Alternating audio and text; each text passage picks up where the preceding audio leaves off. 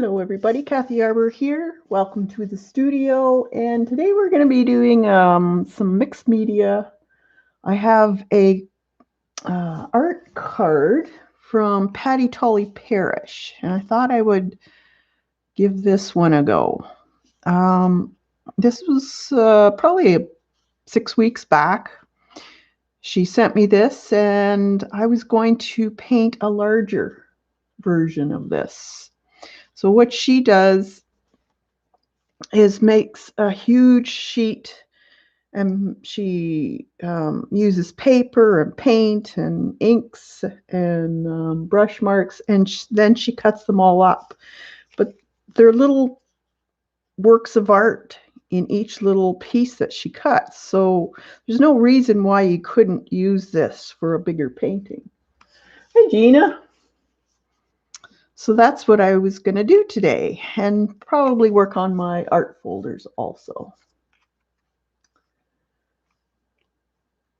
So I don't know if any of you have done it this way. If you haven't, go check out Patty Tully Parish's channel, and then you can, I'm not sure how she has it labeled, but you look through her videos. She's got some really neat stuff.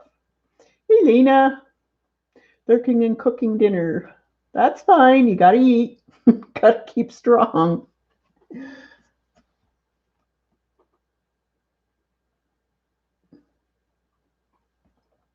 You missed the first part? What, of me or Patty doing this?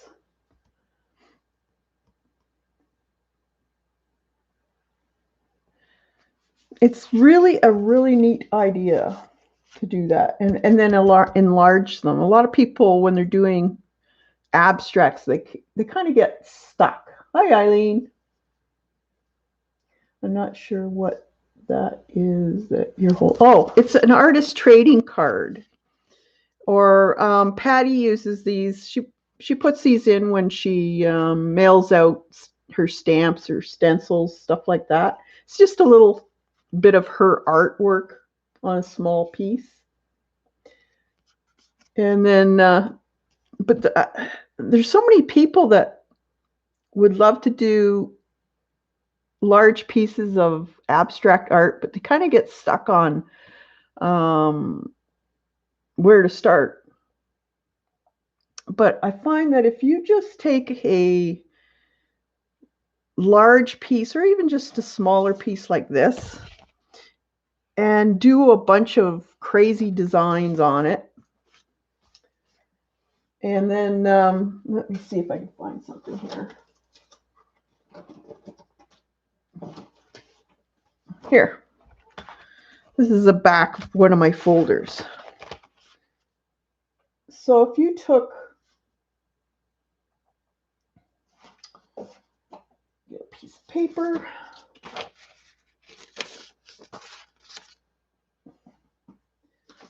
you took this and made a viewing square out of paper. So it's like a triangle. You can make them out of triangles or whatever you want. And you just go around. I'll have to, let me cut one.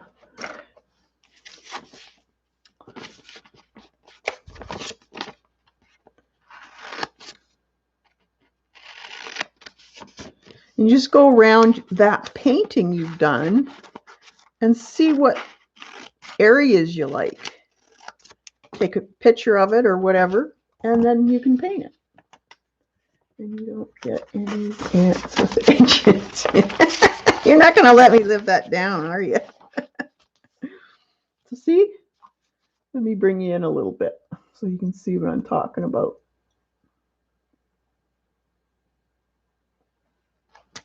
Let me turn my overhead lights off.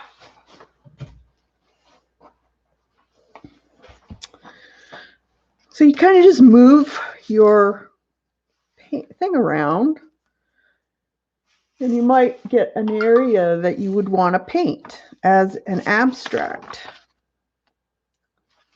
It's a great way of finding something to paint if you're looking to paint something. 'Cause your eye will tell you whether it's pleasing and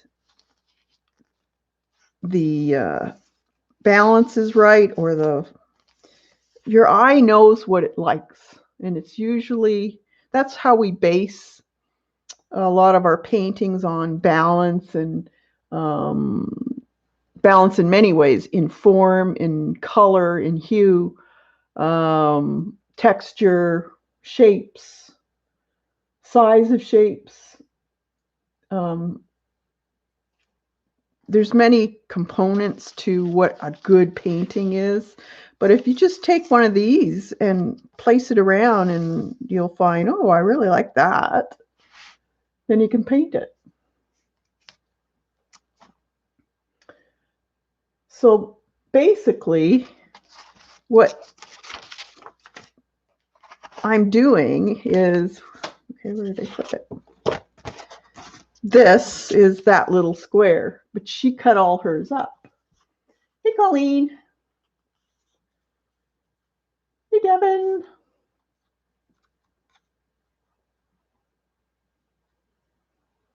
Saying sometimes people make a bigger one and cut them up. Yeah, she makes, like, say, a huge one, twice the size of this. So she made a big one, like a full sheet of watercolor paper, say 30 by, what is it, 20 sheets of watercolor. And she just picked the colors she likes and then made all these patterns. Basically not even thinking about it. You want to fill up as much as you can, because you're going to be taking those little bits out of it. And that's what you get. And it's surprising how a lot of them are really quite nice looking. Not all of them will be nice, but most of them will. I'm buffering.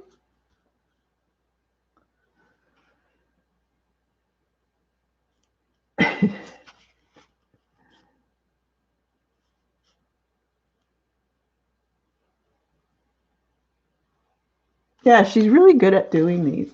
But you guys can do it too. Just pick up your favorite colors. It's kind of like the crazy paintings we did on in our one membership class.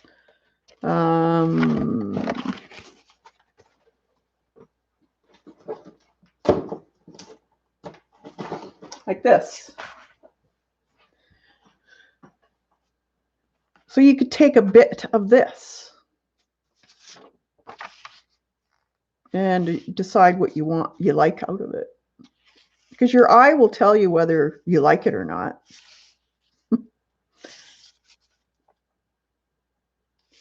And then you make your painting.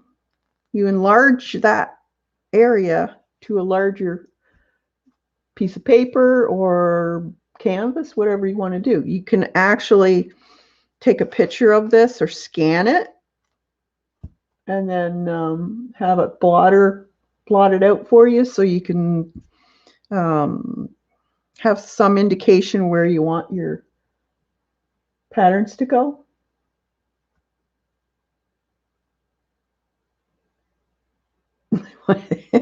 Eileen. That's a great way of doing art. If you don't trust yourself in doing a big off the bat.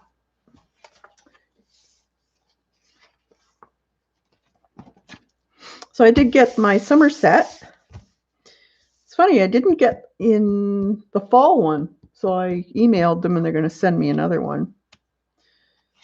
But I like Somerset Studio. It does give you a lot of ideas. It gives you different things to try, different styles from different people. And these are the art papers that you can use. You can tear them out. So you look at this one. You could go around and pick something. do that with books. Oh, thanks, Devin. Welcome to the crew.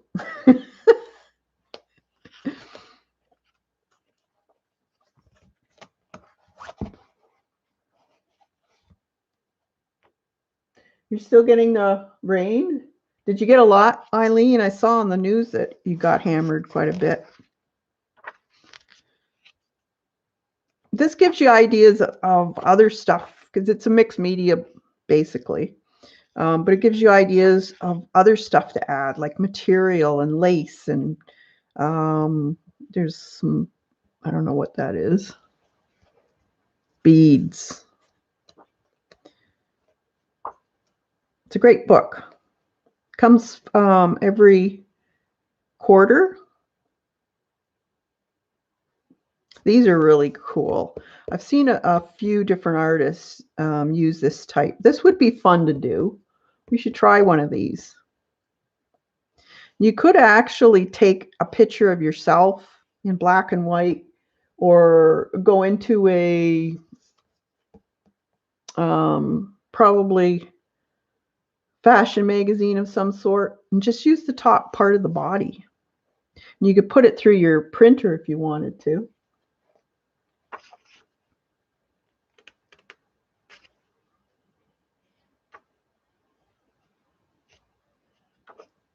Now, see, there's metal, there's feathers, all kinds of stuff.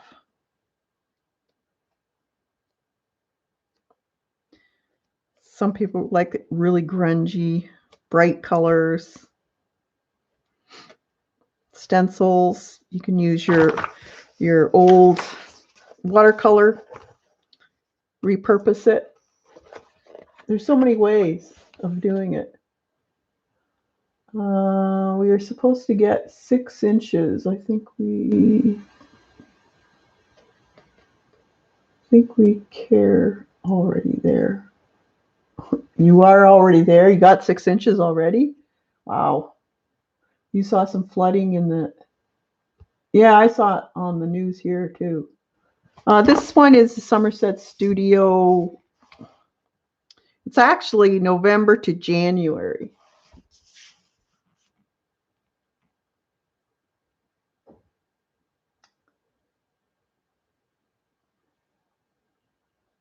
Wow.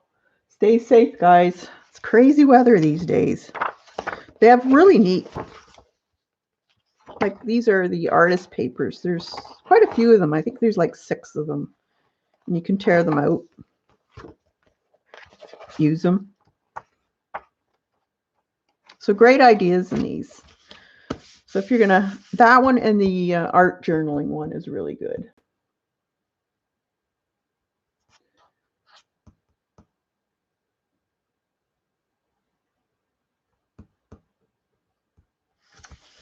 Okay.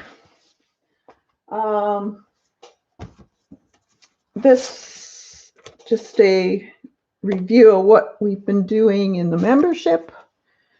This was the last one we did where I put up for budding artists and up. So blooming artists and budding artists. And for the seedlings, I have a traceable, and you can find that on the community tab under your name of blooming artist, artistic seedlings or whatever. And there's links to the downloadables there. This was so easy to do.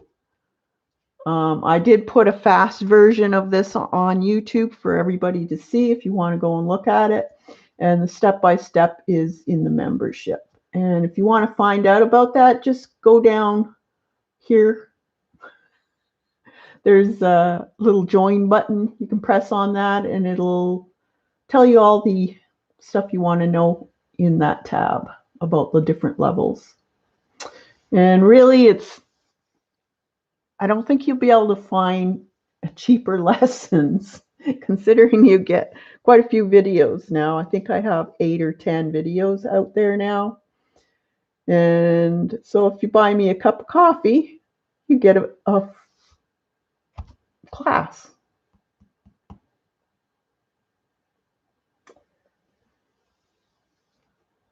So that was fun. And remember last week I told you about this laminating the back part of the watercolor paper. It did work. It stopped because I put quite a bit of water and paint on this one.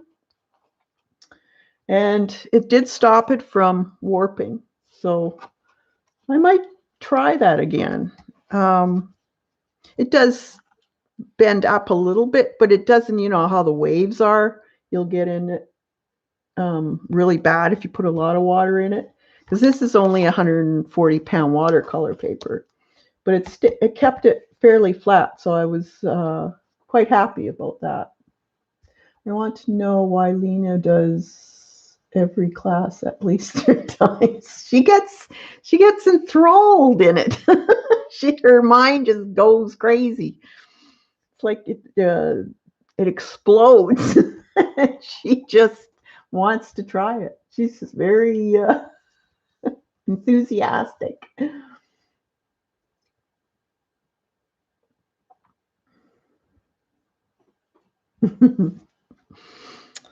Yeah, so that was fun. Also, we have a hop starting on tomorrow, I believe, for the UK and Europe. You can start at, well, it's 4:30 in the morning here, so I don't know what it is over there, but it'll be starting there till 9:30 or something in the morning here. So 4:30 to 9:30 here on different channels. And I put down below here in the description TheMeriAtelier channel, and she'll have the full list of people and the links to all their webs or all their channels that you can go to. I'll be on in the evening at 6:30 Eastern. Hi, Dorothy. Hi, Joan, Kim. She wants to be teacher's pet. She just gets enthralled in it. And you know, you gotta do that sometimes. Sometimes you can't expect to have a perfect painting the first time. If you haven't done it before, you have to practice. Because there'll be things that you don't know how to do and you have to practice at it. There's just no way to get around that. What will you do, Cass? What will I do what?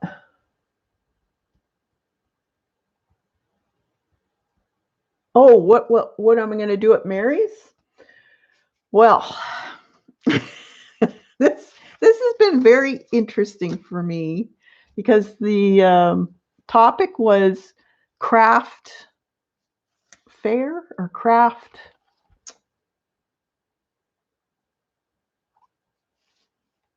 fair. What would you do in it? What would you make for a craft fair? And I was trying to think of stuff that's related to what I do in this channel. So mostly painting and stuff. But because I only have 30 minutes on the hop, I had to think of something that would be quick. So all week now I've been playing with things. It started off with a painted bracelet. So a boho style bracelet that's painted. And the different things that you can add to it. And I also started playing with, I got into all my old supplies from the store. And I had tons of beads and lace and metal pieces and ribbons. And so I decided to play with all of that stuff. I had cording. And so I'm going to show you how to make, I think I'm going to stick with the cloth boho bracelet. So I'm actually using a shirt, you'll see. And if you don't like sewing, this is the one for you. Because I do have a sewing machine, but I didn't want to have to do buttonholes and all that. So you'll see what I figured out. It's really cool. So it'll be I made up a couple ahead of time, and then I made up one that's already got the one layer on, so I can show what you can do with the other layers and that type of thing. So it's quick, because you could take hours making these, sewing them and hand stitching and whatever you want to do to them. Depends.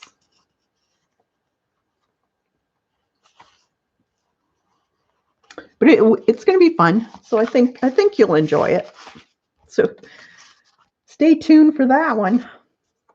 I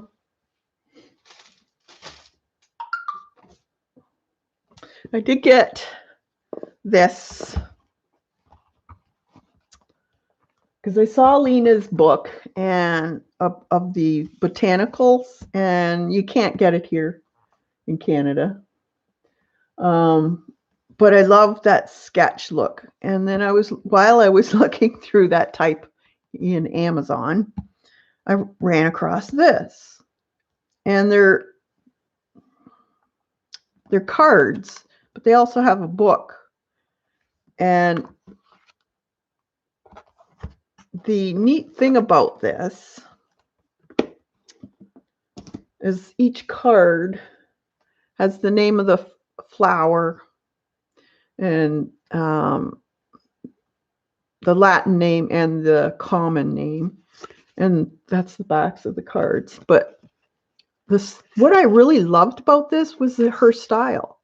So she did a lot of sketching and then only painted parts of it. And I thought, what a great idea. I love that. So you're still getting that sketch, but a little bit of watercolor. So there's, I think, 40 cards you get. And then this is the book, and it tells you how to use these different flowers. Most of these are wild flowers, and where to find them, what they've been used for through the years, the basic history of how these things came to be some kind of a medical or herbal remedy type of thing. I thought this was really a cool way of doing a book. You know me, I love flowers. It's all hand done, like all her paintings.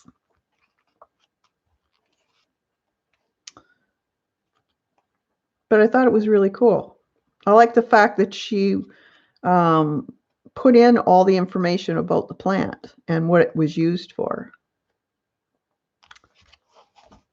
So I just thought I'd show you that. She's got other more tarot card type thing. This isn't a tarot card.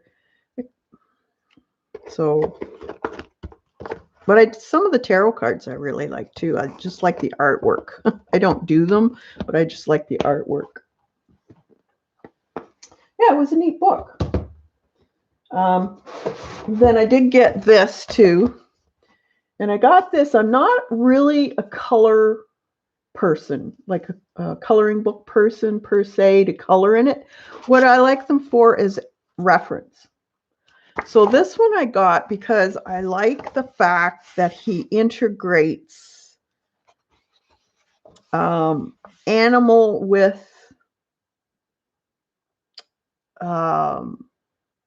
either something man-made or cities, that type of thing.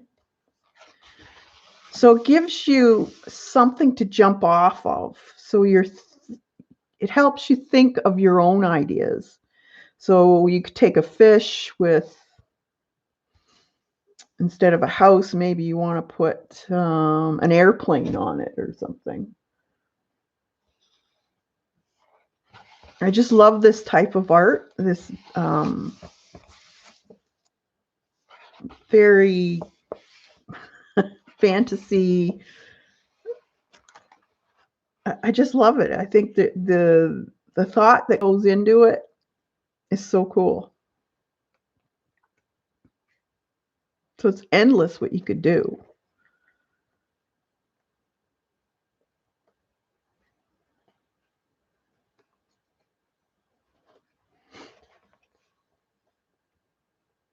Thanks, Eileen. So great book to have as a reference to get some ideas.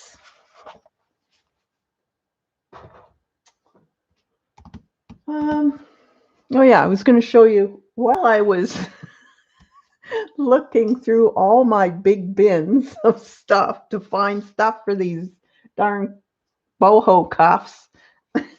I ran across a bin I hadn't been in for quite a few years. And it's stuff I completely forgot I had, actually. And I'm gonna try and incorporate these. It's a huge bag. I don't even know why I got some of this stuff. But why not use it in our journals and our art folders? But look, this stuff. Like it's all little bits of really cool strings and yarn. I used to knit and crochet mostly, but this is just bits and pieces that you could make into tassels. You could have them as trims on your books.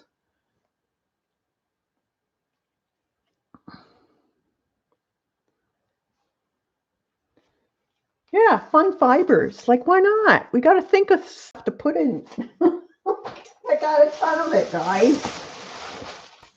And I got this.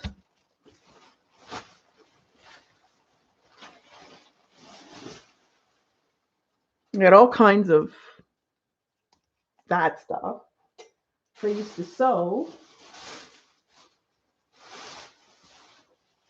Fabric.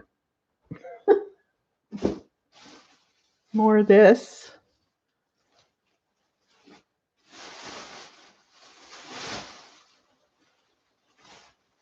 Fabric.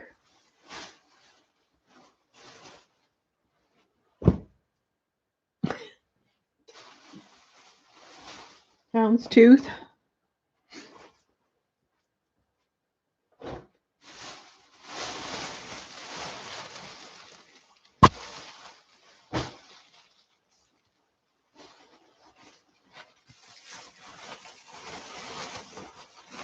And then,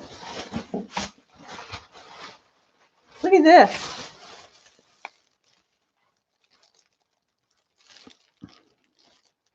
Now, wouldn't that be cool? Just glued down on the side of your page or something?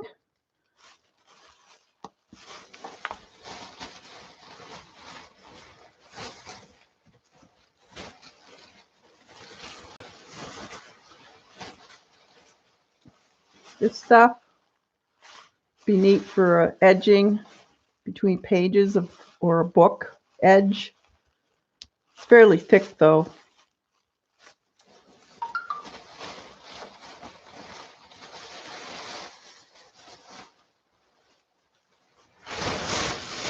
A ton of this.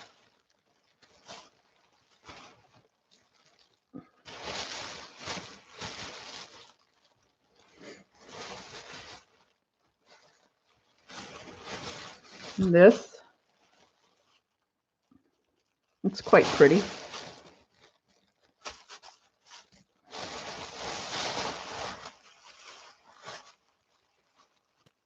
It's like little ties.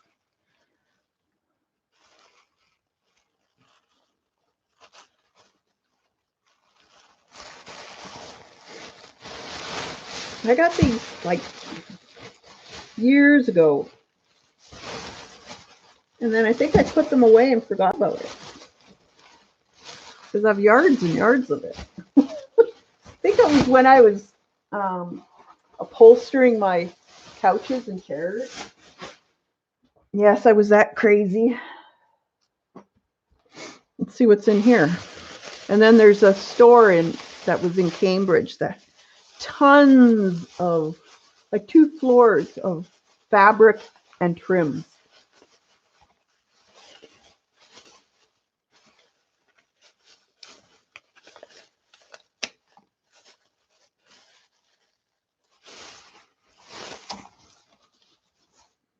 Like, that's cool.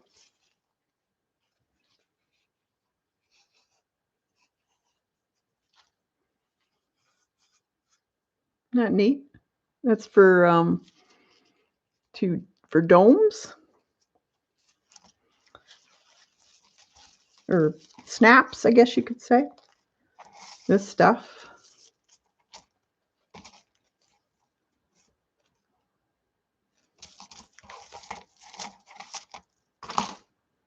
It's a nice blue.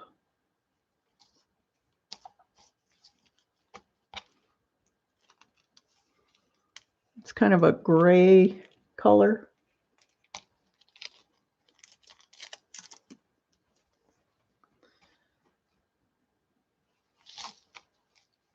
This is kind of the what do they call it? Eyelash. See, it's very fuzzy. It's fun. This stuff. I think these are for buttons or hooks. So you'd sew this on the edge of a garment and you'd have the hook go on the other side.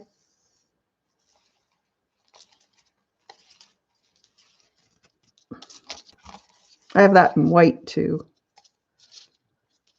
I just thought it was cool. I don't know why I got this stuff, to tell you the truth. Must have been something I was doing in the store at the time when I had the store. I did do a lot of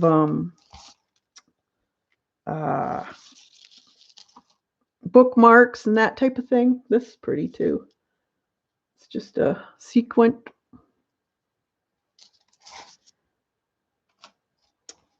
This one, black. That's pretty. Little baskets.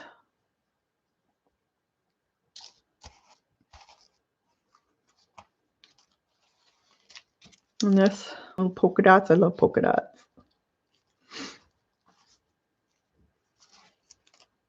Yeah, so yeah, I found a bunch of stuff. All kinds of things. I'll show you the other stuff tomorrow on the stream or the hop for Mary. But this stuff is cool too. I got them in different colors too. But that would be cool for trims on pages or woven into a page, maybe. That would be cool.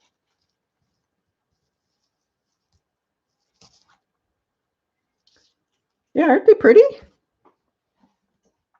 Like you wouldn't believe the amount of fabric or trims like this type of stuff that I have. And the fuzzy eyelash stuff. So yeah, maybe one day I'll have to show it to you and see if anyone wants some of it. All right.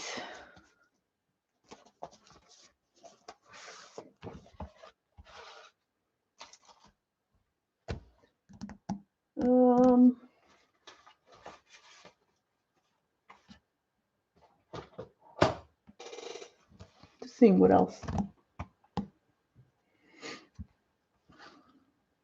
So let's try and do this.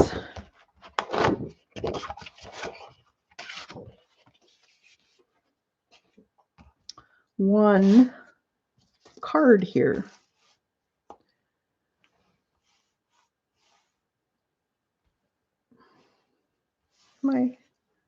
There.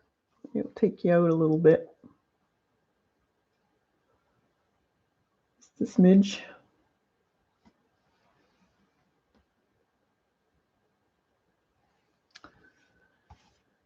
Okay, you can see all right.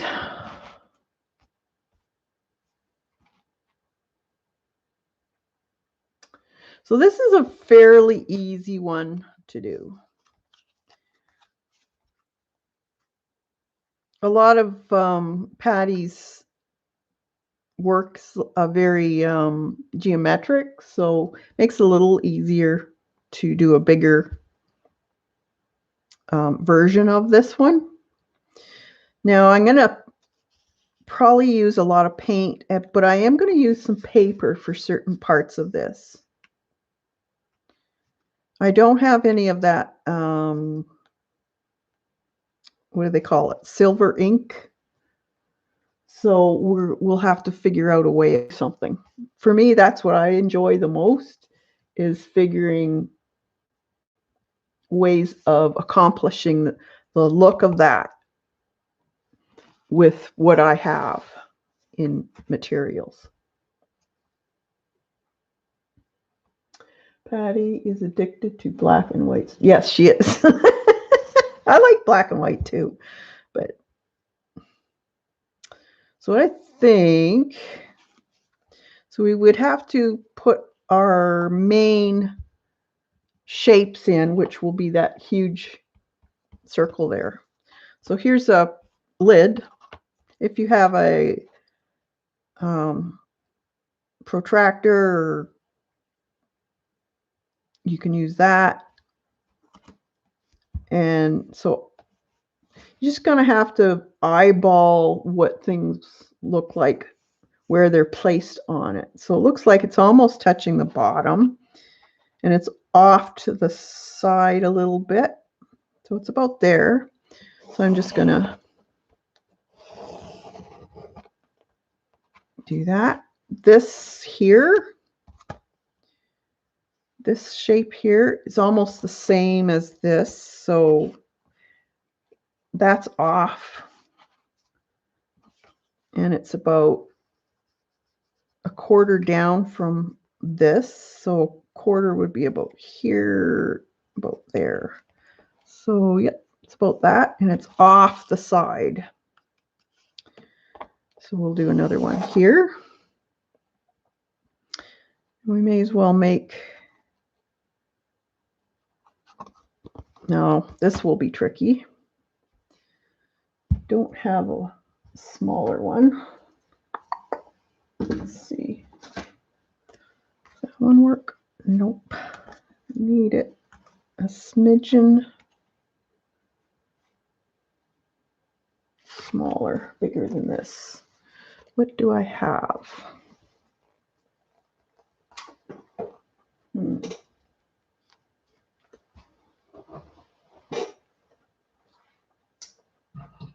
should have had a protractor, but I don't have one. Does that one work? Nope. Might have to just wing it. Just looking. See what I have.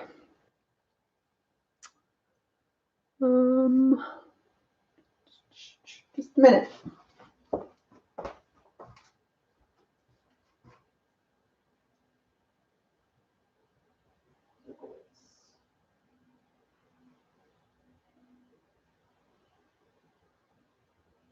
See anything would work. Something. Not.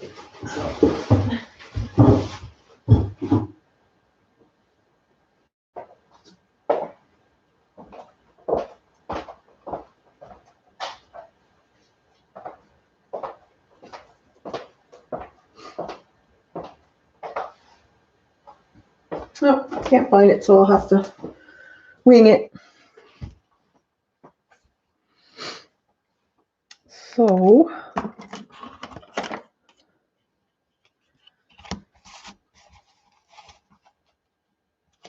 I would want it about 3/4.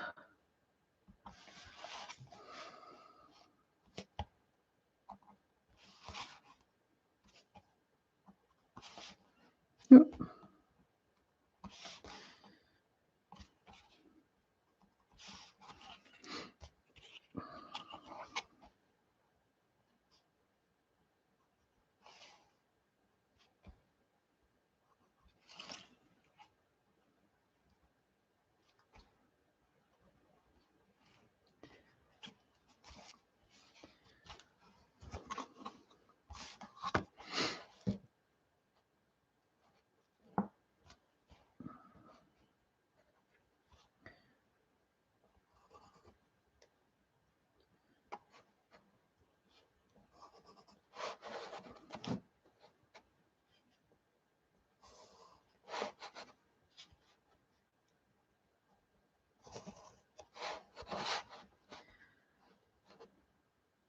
I used to have awesome tools at the store because I used to do a lot of circles in my windows. But that'll do.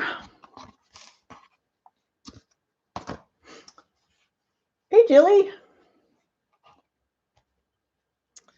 All right, so then we have a line, so 3/4 inch across, and it looks like it's very close to the top. Make sure it's straight.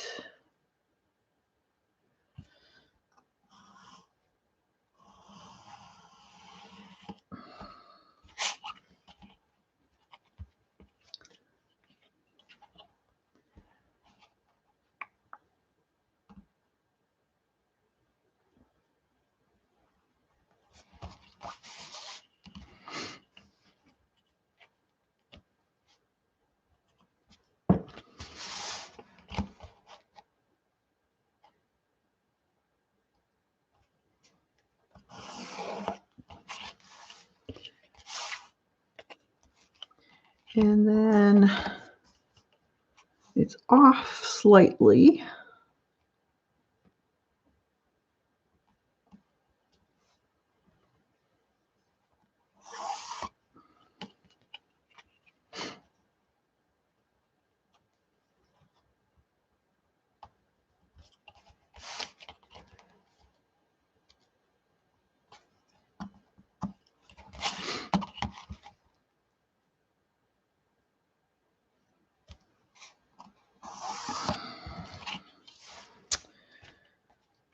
And then it looks like this line here. Let's see, 1, 2, 3. Yeah. It's right at just above the center line. So we have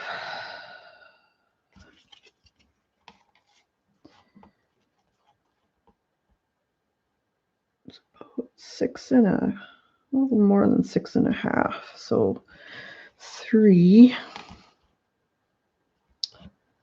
We did it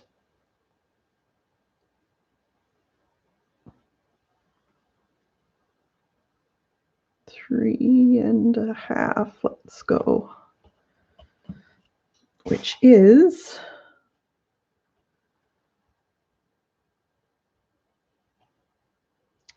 3 7/8.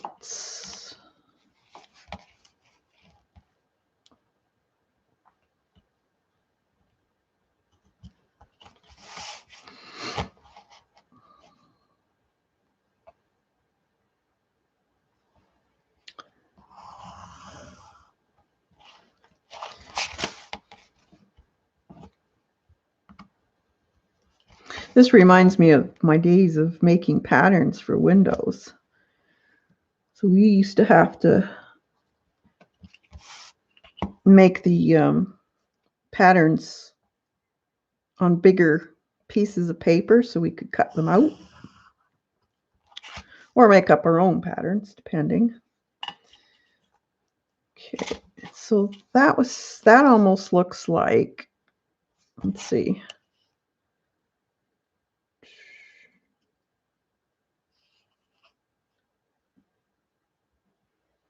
Not quite double, but it goes down. I wonder, because if it goes across there like that, that's pretty low. I think I'm going to change that.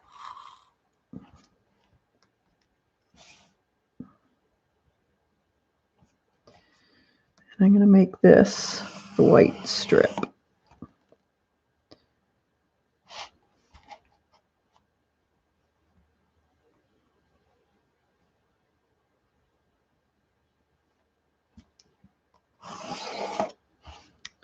And then I'm going to make this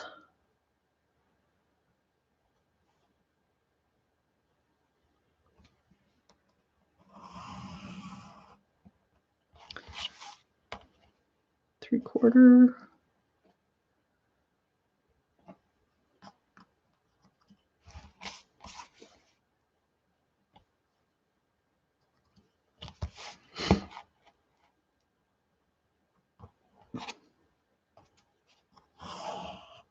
Right. And then there's a slight, there's my eraser. Oh, there it is. Okay, so this can be taken out.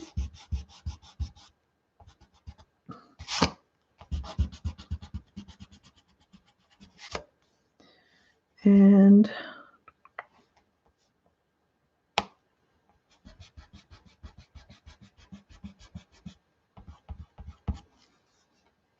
like that.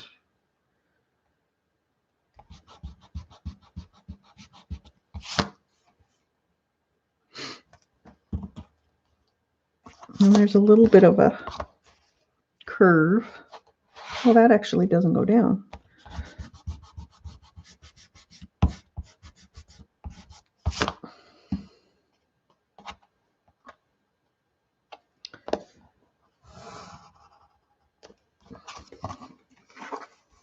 Like that. And then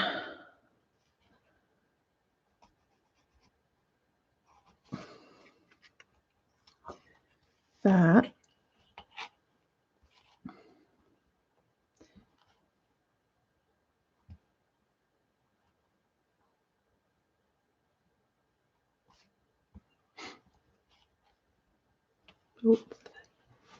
To there.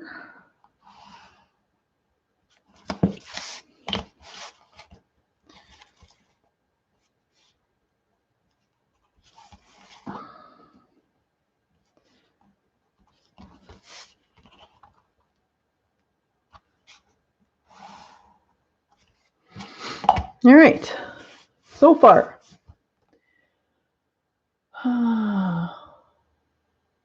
Any questions? I'm just watching. Okay, over here it looks like, I don't know. Okay, this doesn't need to be there.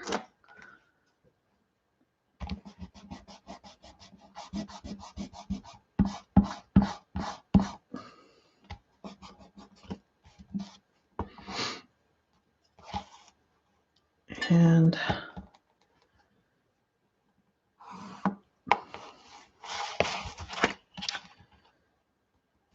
three-quarter.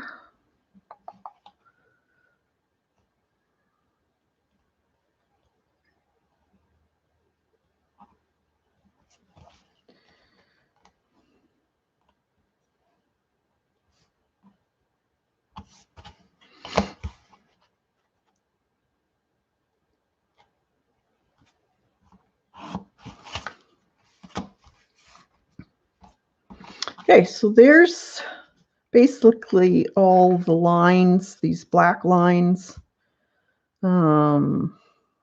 She does have a black dot behind these circles. What should we make? What size? Maybe that would be a good size. So this one goes over. Okay, we don't have to worry about that right now. So let's figure out how to do these. So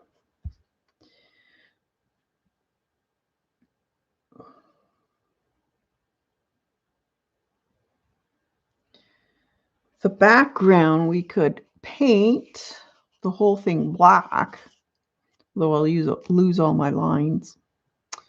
Or it looks like almost a silver. It's got a bit of an iridized effect to it.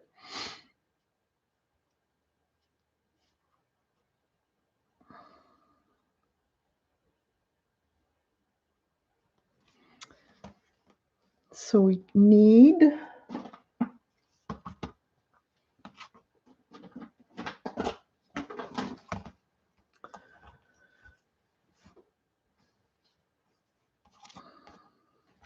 black for sure. I have these silks, acrylic glazes. I'm wondering if they would. I don't even know if they're still good.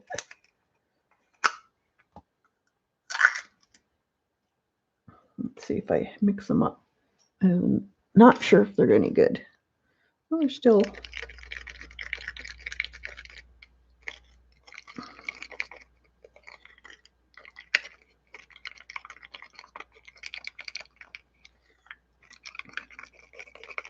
May as well use them. They're still working. They don't last long. Well, it's thick.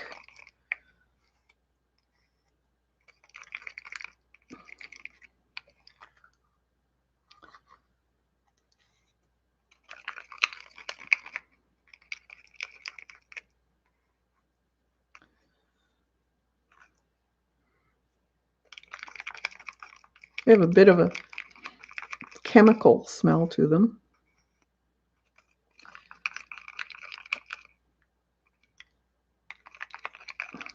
You could put a little bit of glazing fluid in it.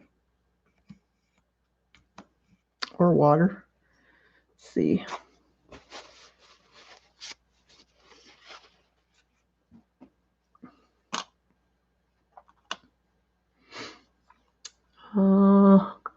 Glazing fluid. Let's see.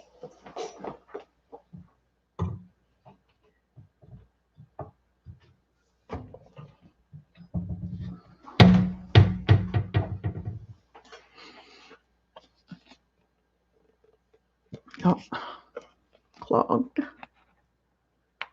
again.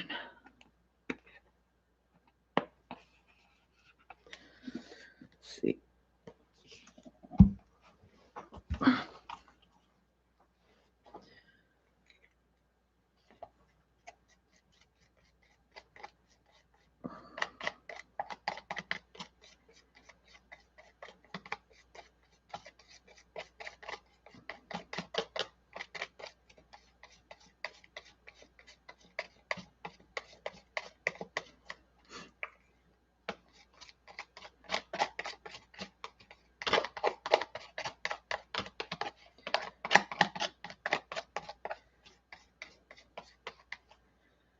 All right.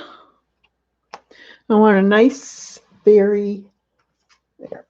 You want, when you're going to do straight lines, now I could actually, no, it's too hard going around there. You want a real nice, sharp, chiseled edge when you're painting stuff like this. So let's see, we're going to do the black lines first. And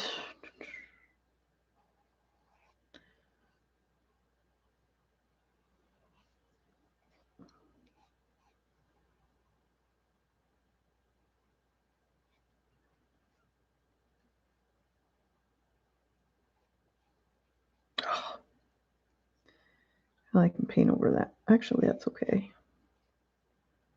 This part is going to be tricky. I should mask it.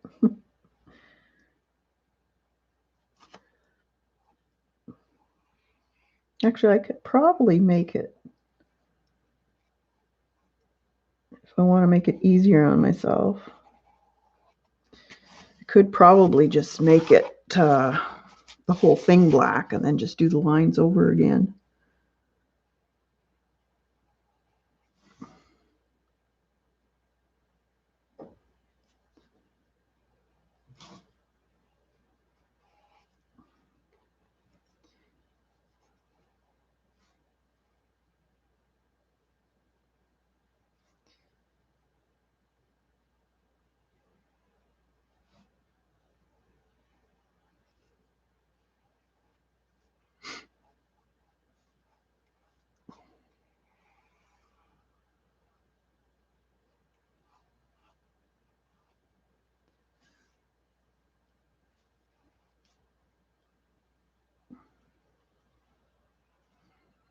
It's going on quite opaque, so they must be still okay.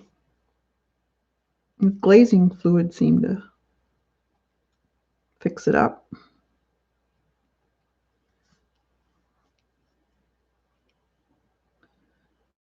And I think I'm going to use some paper.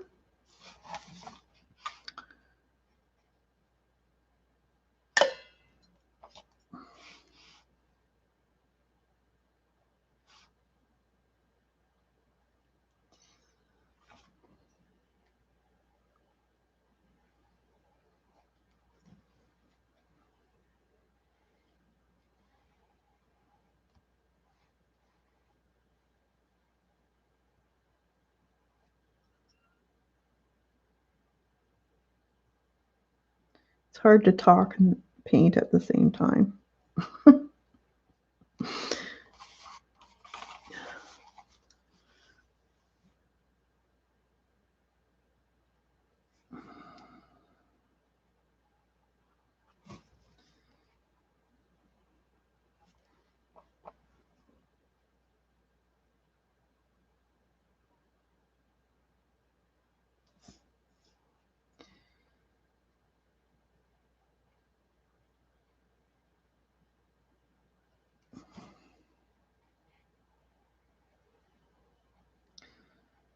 I like the silks.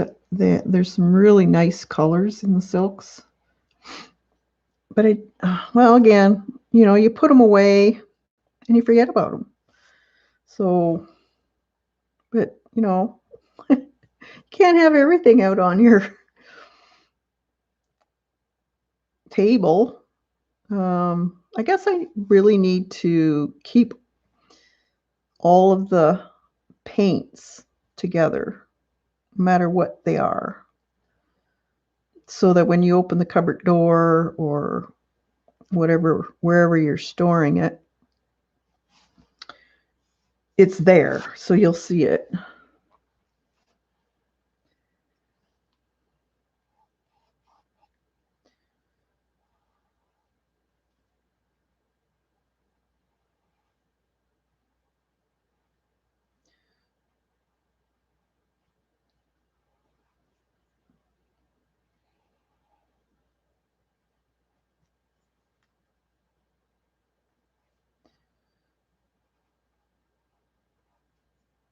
Well, I'm going to have to show you guys these, it's for jewelry making. I'll have to get it out. I can't remember what it's called, but it's a cording, but it's very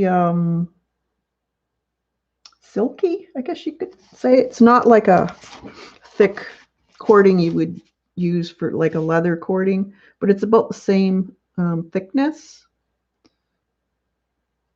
And you can get it in all kinds of colors. And there was a gadget that people were using to make these patterned knots. I do have that. Again, another thing that I was going to try, but I want to try to incorporate all these things that, you know, you see stuff and you think, oh, that's so cool, I got to try it. Now, mind you, that was when I had the store, so I was using a lot of that cording and sun catchers and different things that I was selling. But you moved and it all got put away, and you're not in the same creative mind as you were in the store. Because as soon as you got in the store, you were creating stuff 24/7 practically. New ideas, new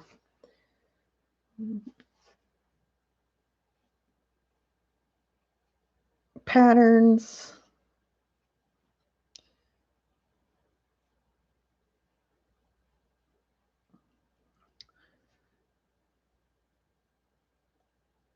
Now, do I want to make this big circle patterned with paper or with paint? Is the question.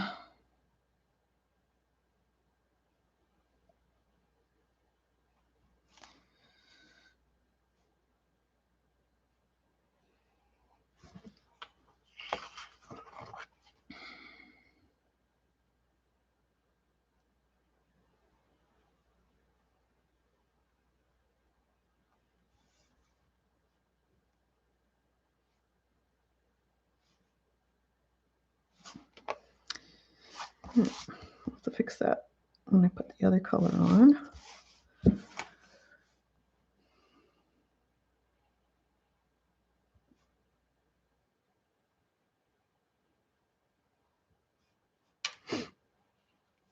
Really, this paint's going on really nice. It's very smooth. I forgot how nice it was.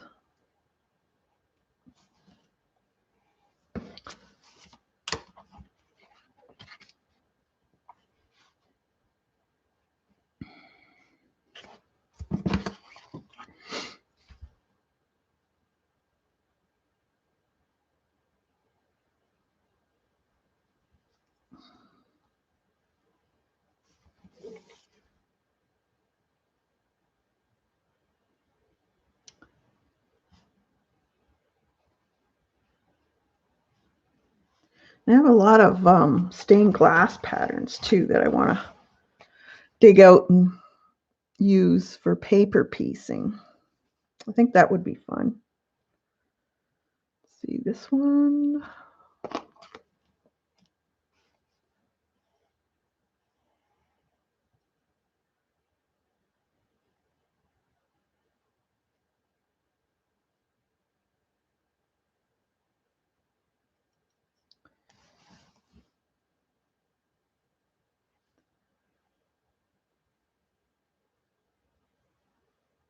Kind of reminds me of doing trim in the house.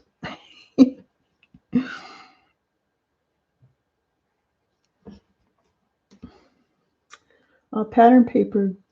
Wait a minute. Is it your peg next to the fabric trims? What?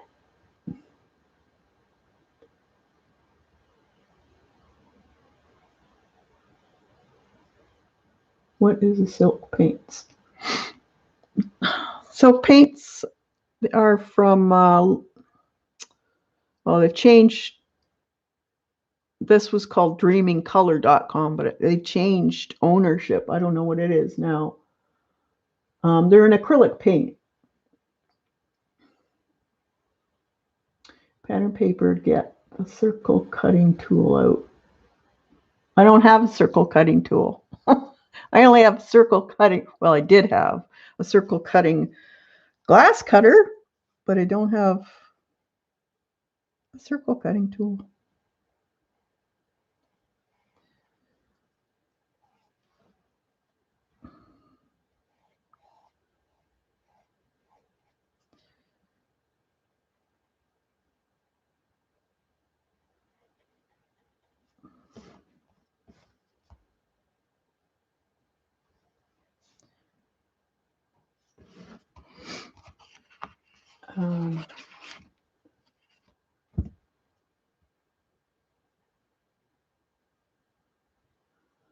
The cording cast. The cording? Oh, just a minute. Just a minute.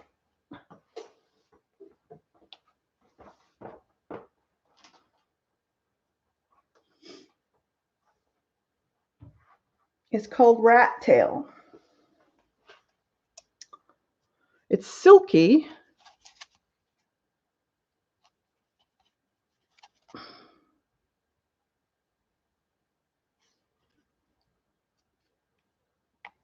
You get them into all different colors. I'll look for that one, what it's called. There's a book I have on it. And there's this pattern board you use. It's in the other room. So just let me finish this black part and I'll get it out.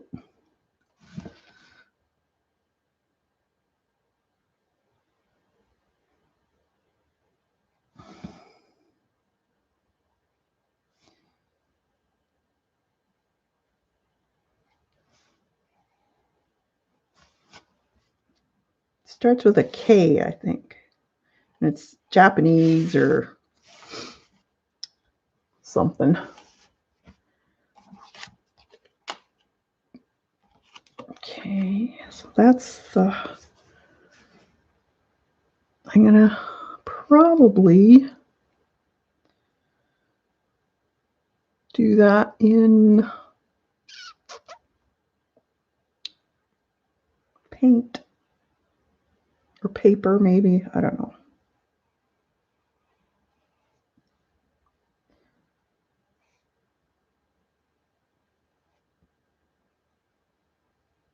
Do it in paper.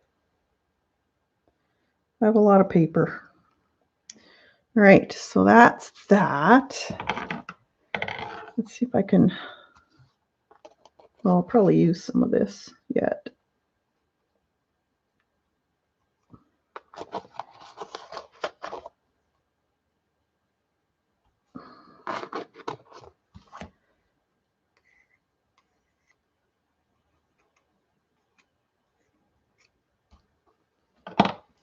Okay, just hold on.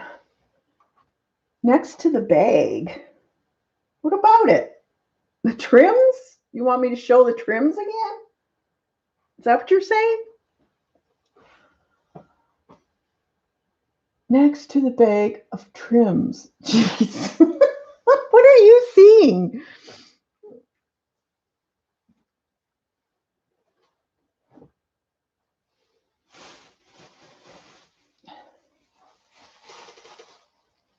I don't know what you're talking about.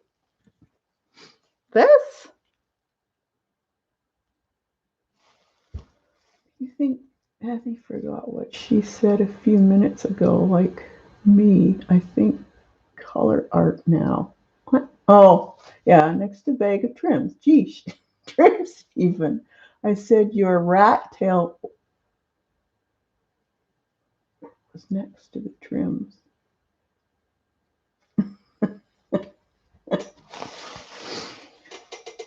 No, it wasn't.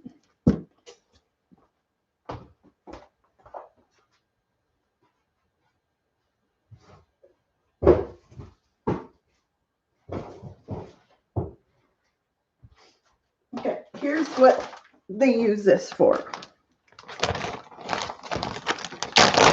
I don't know what you're talking about.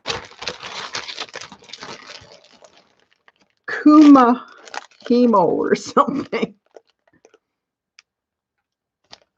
So you make these, and there's the braided jewelry.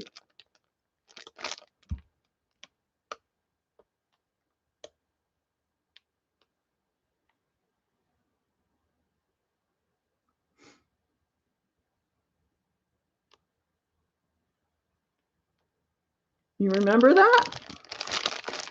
So this is the same, you can get them in spools. So you can get them in all kinds of colors and shapes. So there's round ones. And then these are the little round discs that hold your wool while you're weaving. Or not wool, your cord.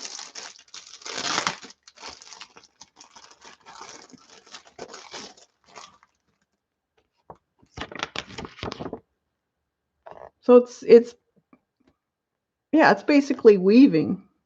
So you make these cords. There's different ones. These are, you can add beads onto them.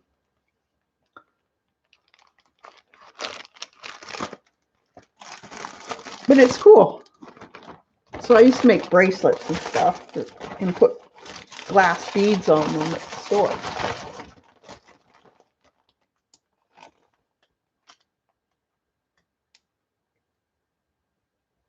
Yeah, it hangs down. Well, they're fun. So, but we could probably use the cord and maybe weave it through paper. Ooh, that might be kind of cool. All right, now we need a silver.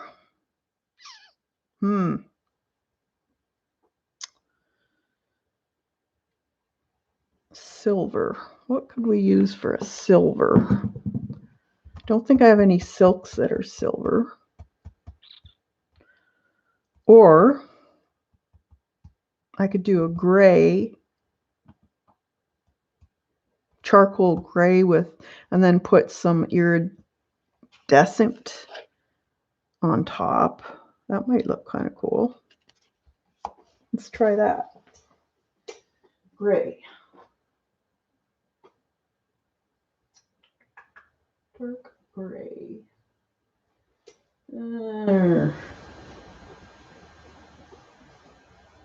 Just looking, seeing what I have. What's that?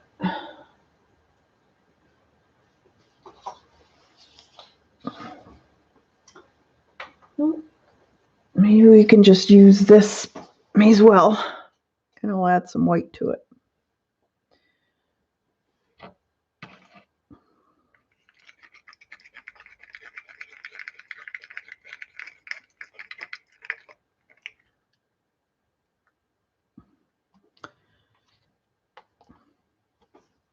It's empty.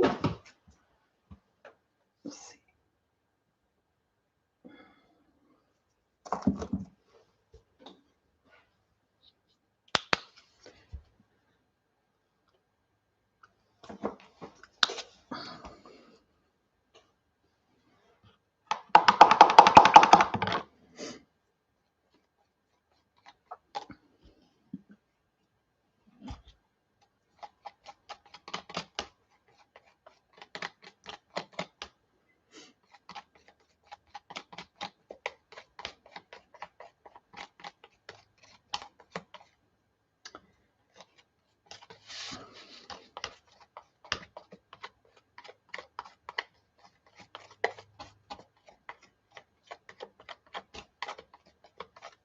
I want it fairly dark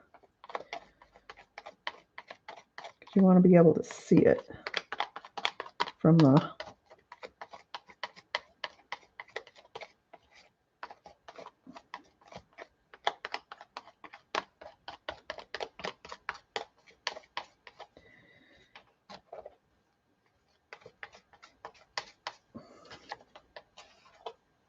that should work.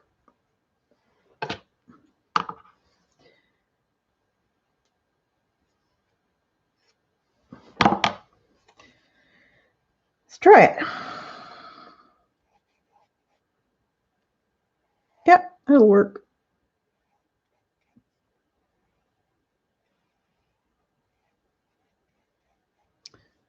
It's not too bad.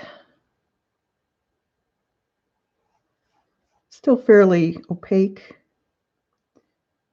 even though I put white in it.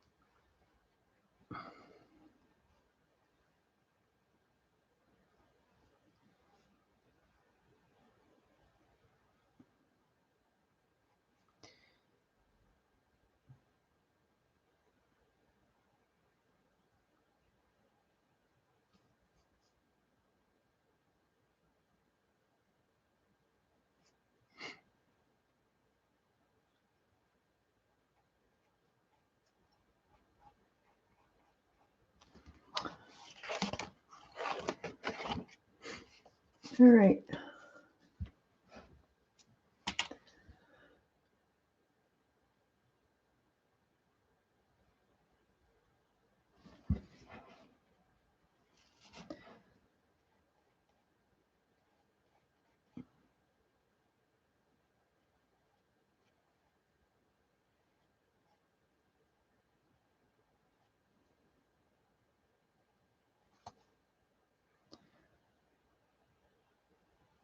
I think Patty's on tonight too, is she not?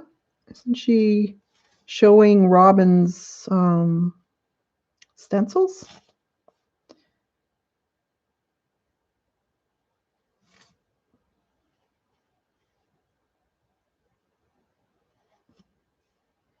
So I saw her tweet.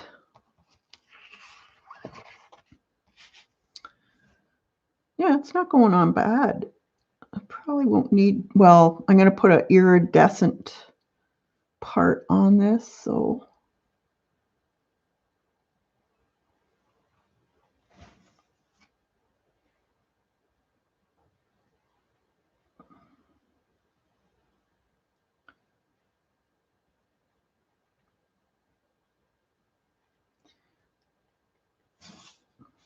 this is probably painstakingly boring for you.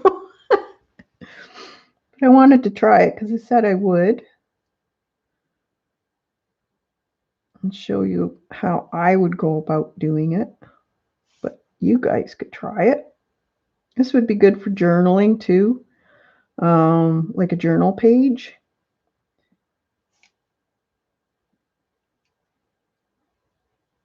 And then you could use it, get white pen, and you could do some journaling on the black parts for each day or something. That would be cool.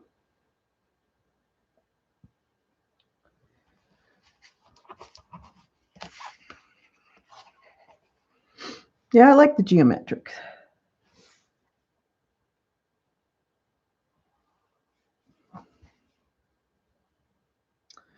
I like when geometrics are combined with organic.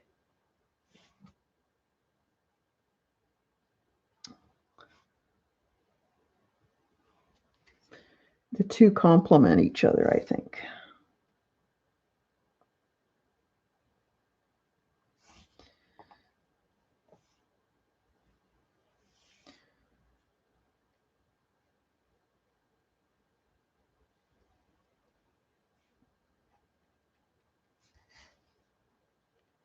So what's everybody doing?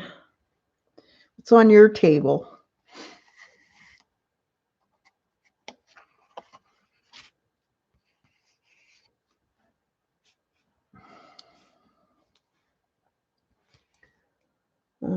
You're eating lunch.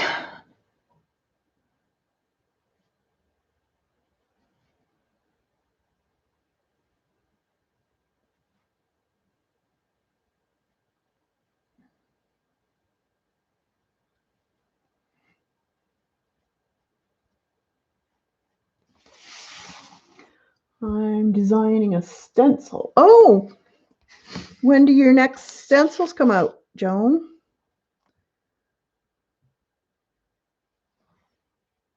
Joan does stencils for eye stencils through Patty Tolley Parish. So if you want some really neat stencils, go take a look. She has some really cool stencils. And who doesn't like stencils?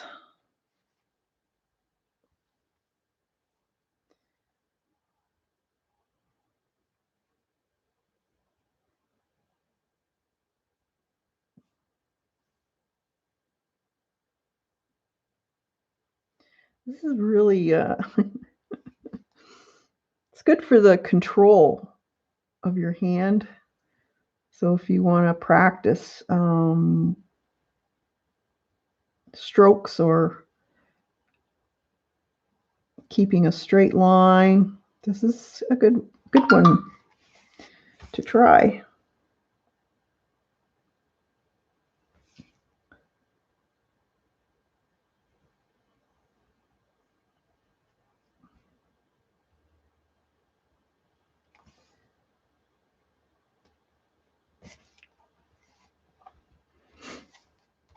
It's kind of hard for you to see against this black mat, isn't it?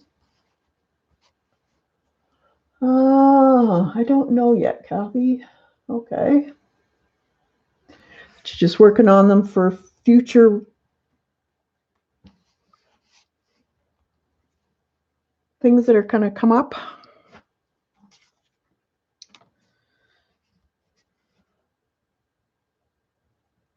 Now this is, okay, there's a little bit in here.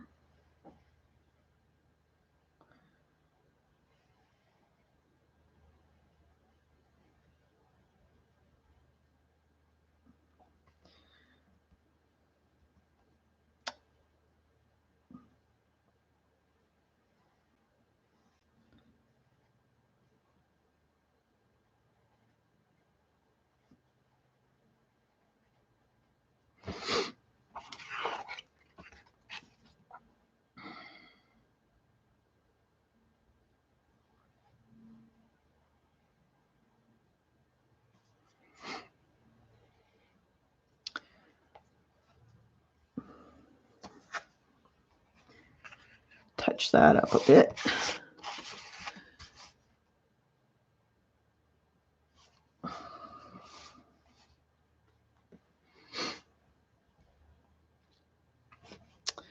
This area here, I think, is white.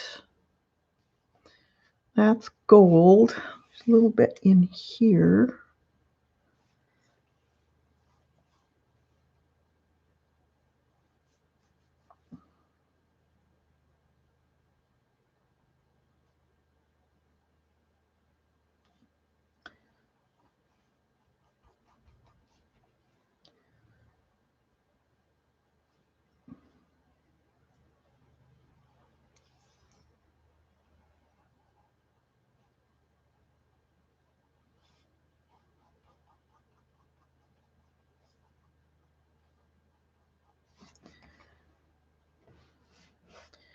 And then this kind of has a variation of, see, it's kind of got some watermarks in there. So I think I'm going to put a bunch of this paint on and then take a brush with some water on it when it's almost dry.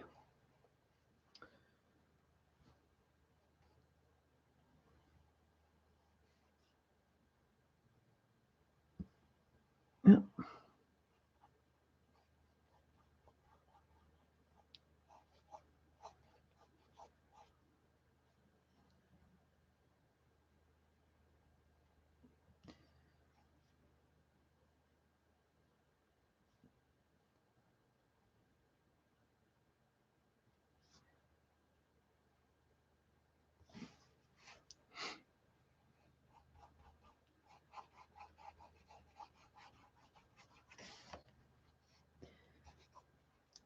that on. Can worry about the edges later. Let's see if we can make that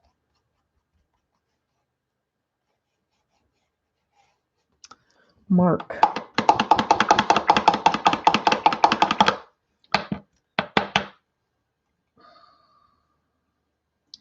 Let that dry a little bit.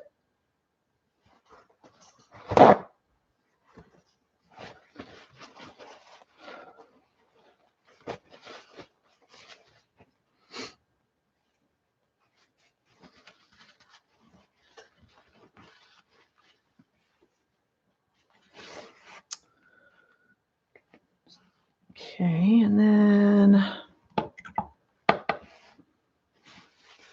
so we got a thing going like that, and then like that, and one in here.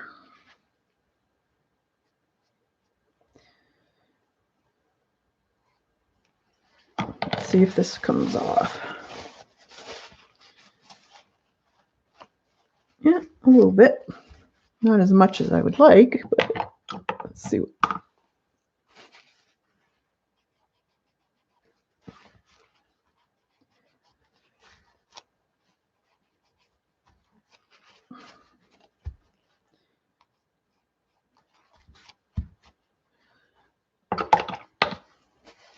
Might have to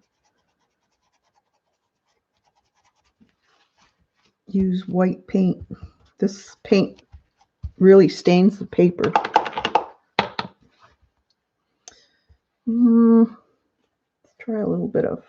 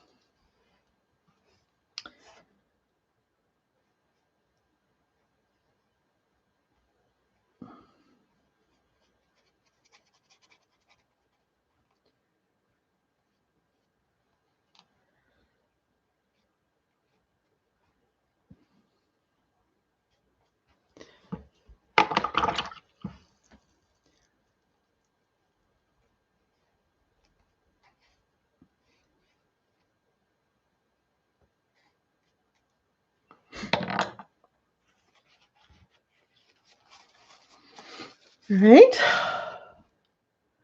And then there's a little bit of tape or something. I'm not sure what this is, but it comes up here.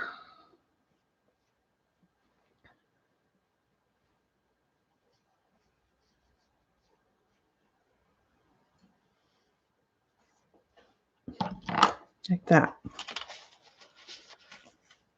Okay, let's dry that.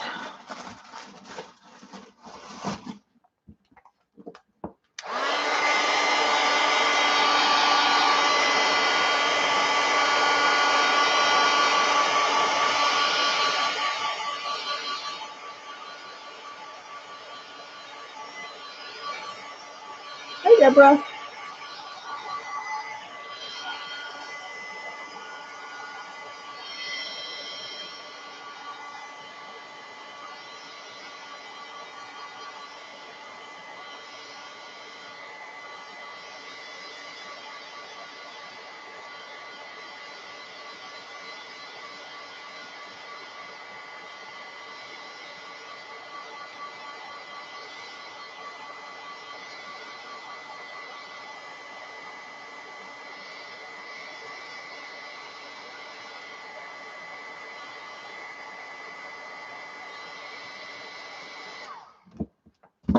Right. So that turned out not too bad. Now let's do some iridescent paint. Let's see.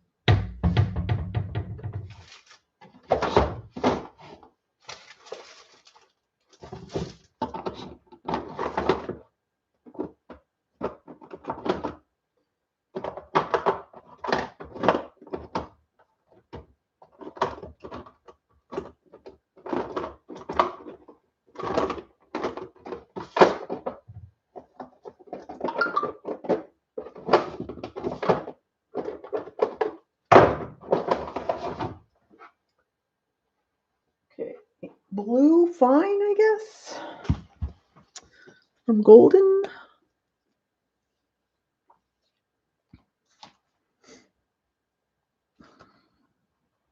This will go on milky, but it'll dry clear.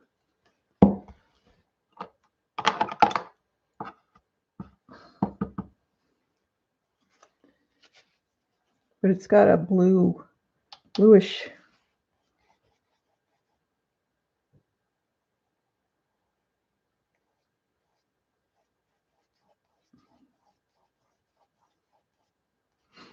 And I think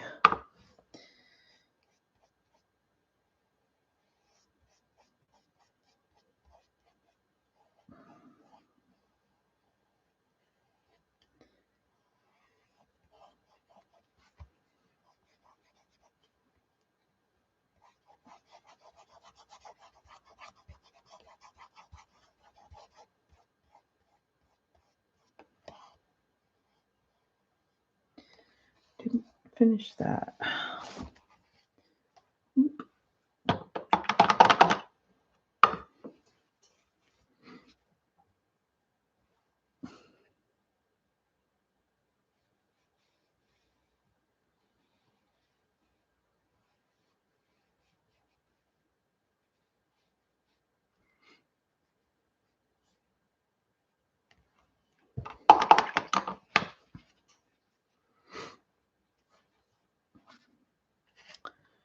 And it's over here.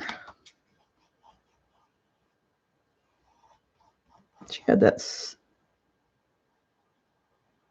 stuff all over the place. She likes her sparkles.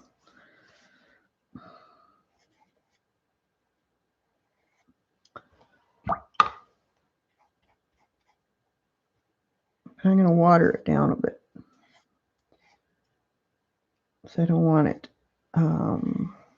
too, I want to be able to see through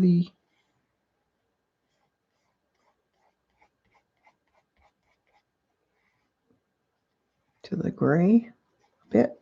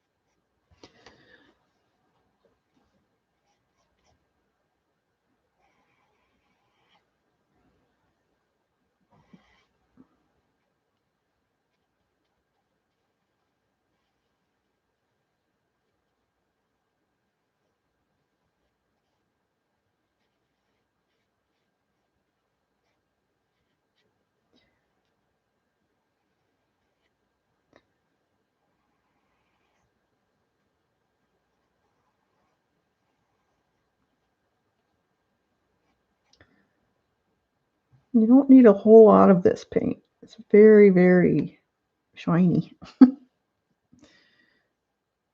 don't know if it's better than the paints that you guys are using from Deco Art. I don't have those, but don't need a whole lot, that's for sure.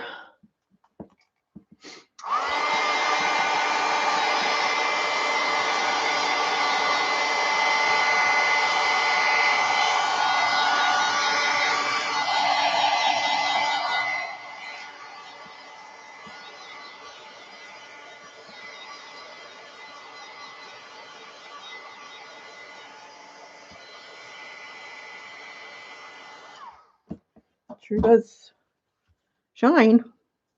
All right, now we have, oh, I should have done a, no, that's kind of gold on top. So I have this, it's called Solar Gold silk. I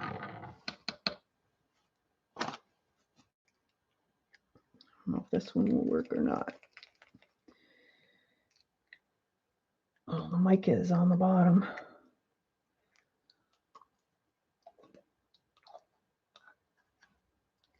We'll see.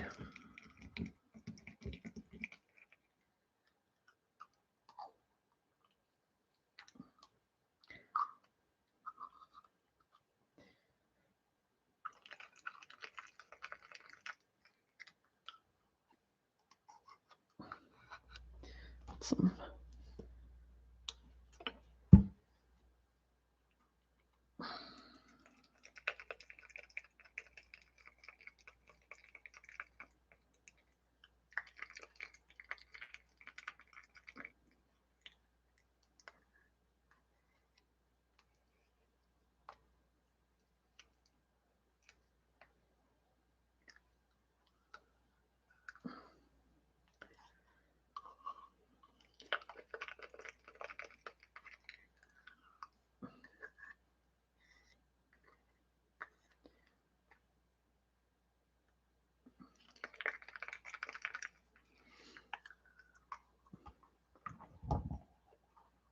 Yeah, isn't that pretty, Devin? It is pretty. I have the other one too. What is it? Green orange. There's a few of them out. I'm not sure how many, but I think there is a gold one too, and a silver one. But I don't think I have those. I don't use a lot of sparkly stuff in my work. I like it in the right spot, but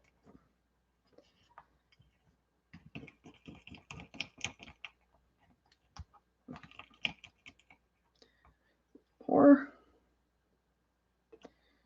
that glazing stuff seems to fix it. Just have to do a little bit of mixing, that's all.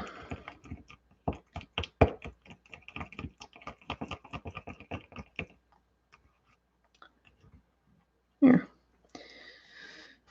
All right, where's this? So this, it's kind of mixed up there. It's actually a little gray, and then the gold is on top. So let's put some gray on that area as well.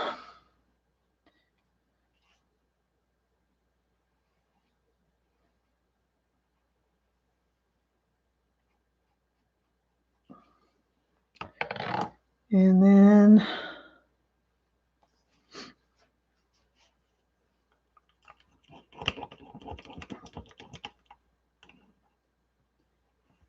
it's kind of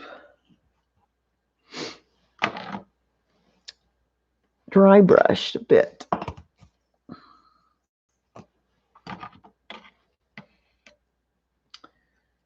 let's just take a little bit out. Tap this bristle brush. And see, there's some gold up in this corner here. But I'm just gonna tap a little bit.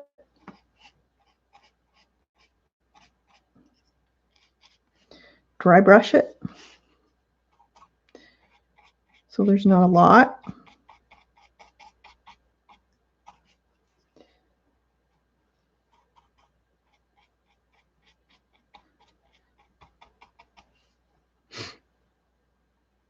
And then the circles. So where did I put that? I think, do I still have that in there? Nope.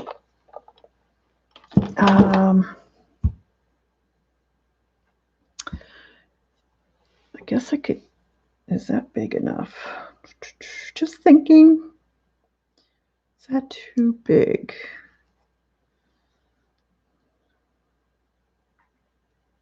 Not bad. I want something round that I could use. Where did I put? I had a. Did I leave it in there? Oh, darn. Cut out a circle.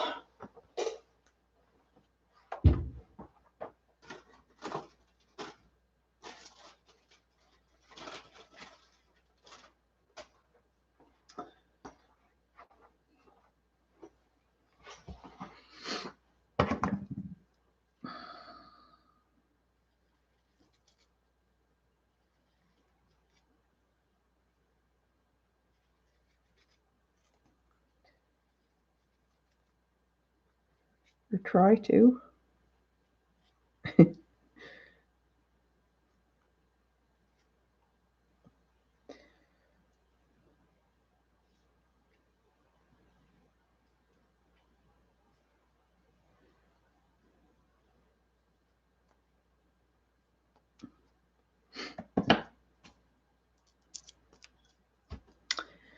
All right.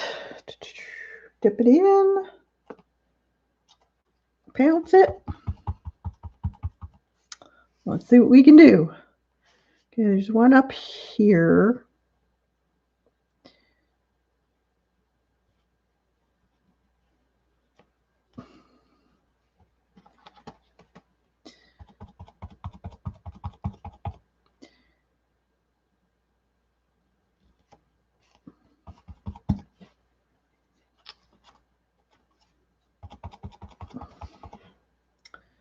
And one, oh, I have to wait till I do that one because it's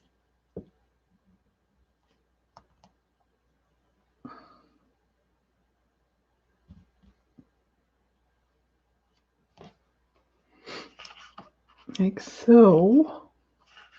And then I have to make the lines for that one. So I'll put that aside for now. All right.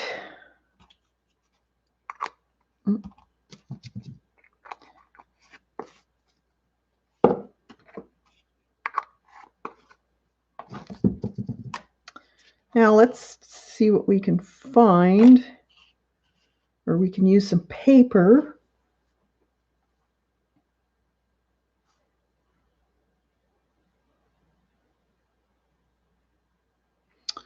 Or do we draw it?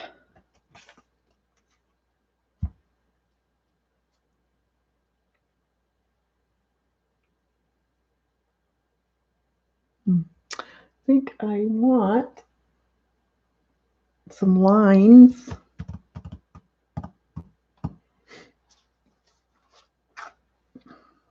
White paper.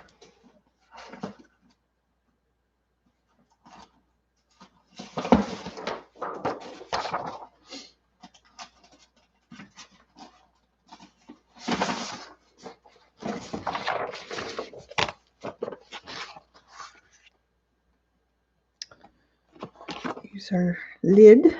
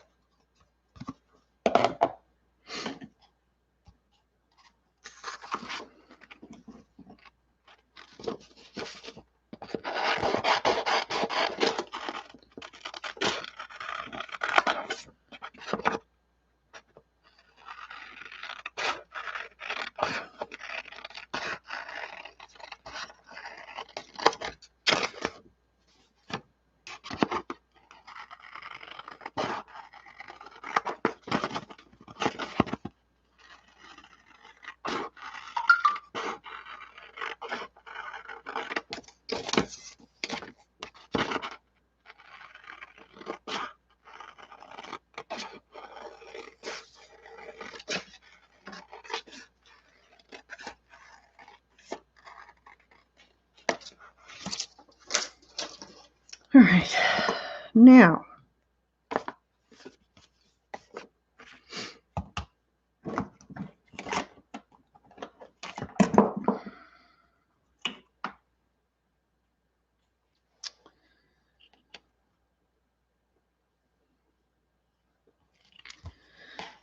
see. I'm going to draw.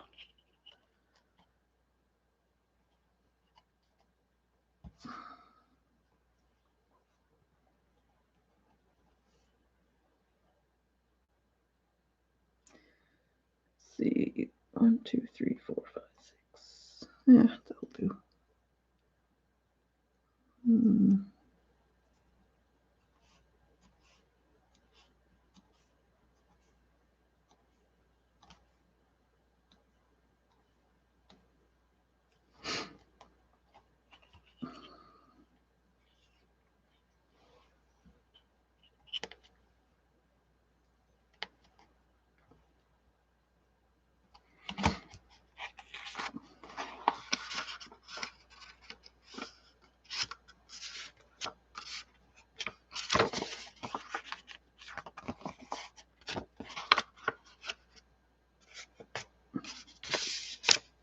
Just pinching the corner so I know where my middle is. So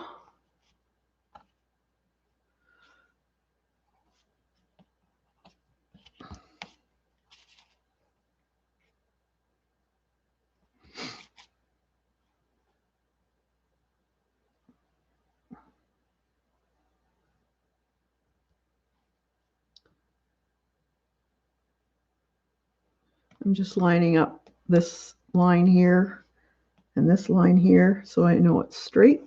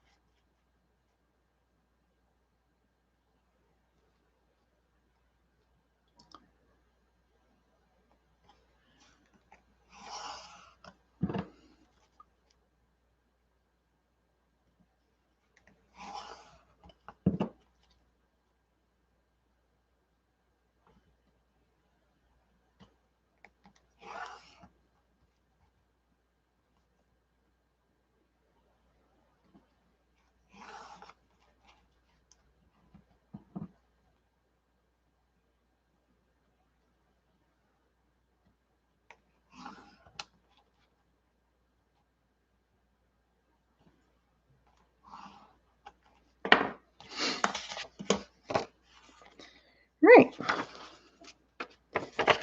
Now, where's my glue stick?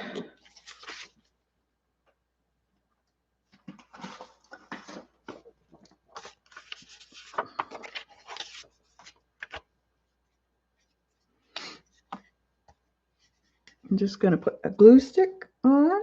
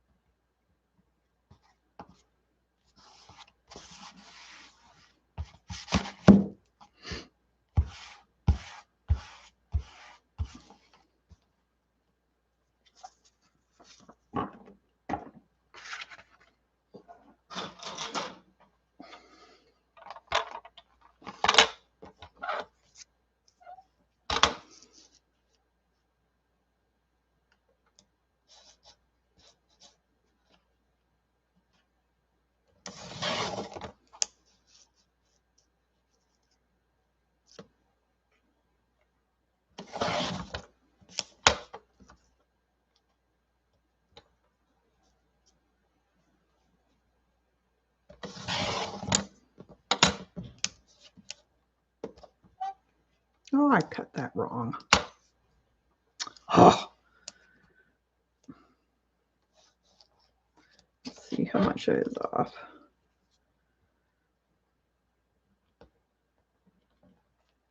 I have to recut it. Yes, it's very crooked. Hard seeing this. Let's see. If I took that one out, that one goes on next.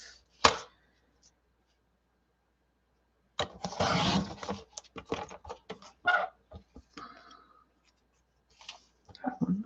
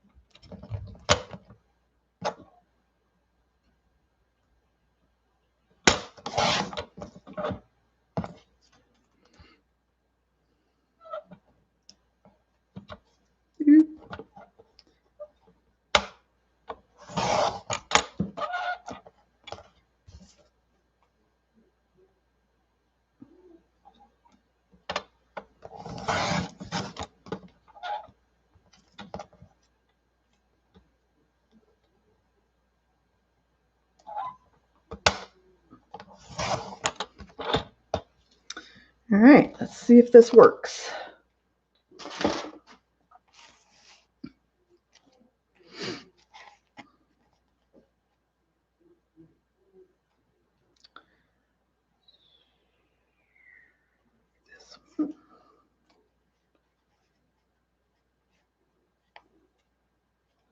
Now it's it's going to be a puzzle.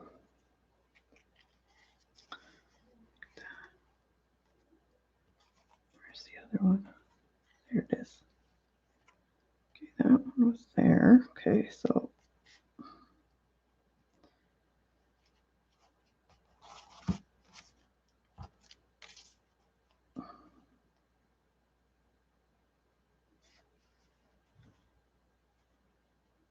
that one must be.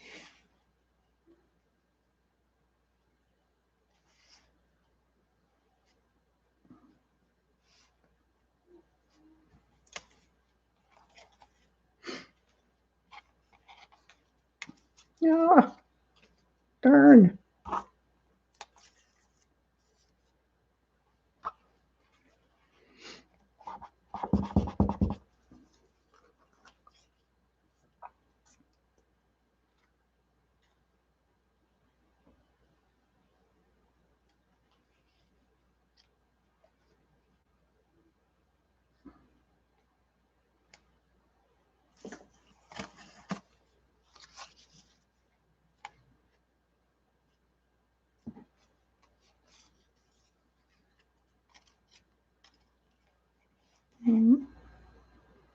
That one must be tall ones.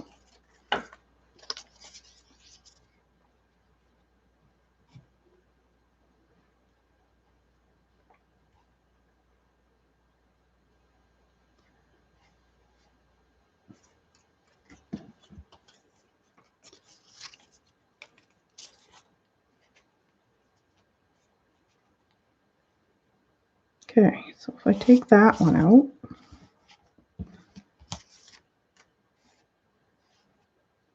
and they go the opposite direction. So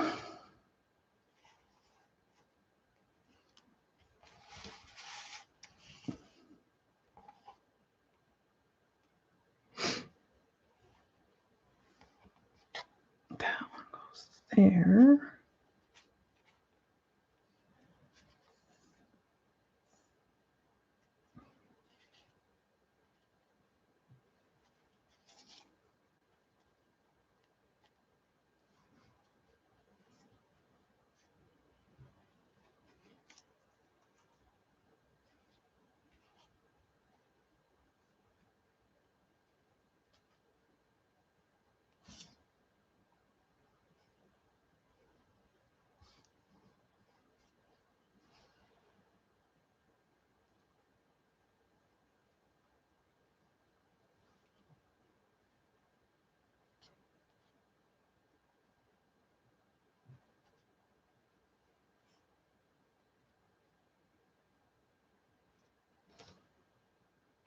Something like that. All right, I have to fix that one. Shoe.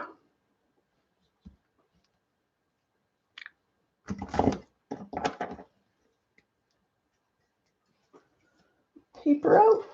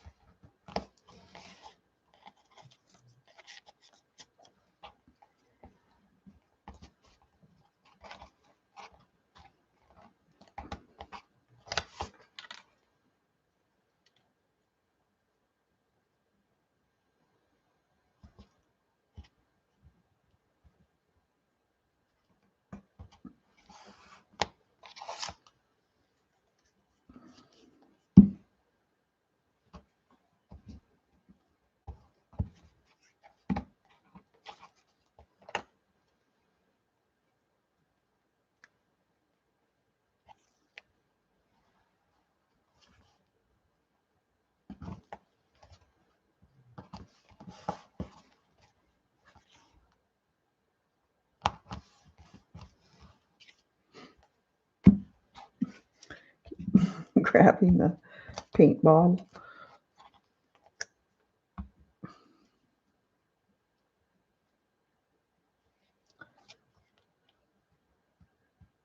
I might have to cut a bit off.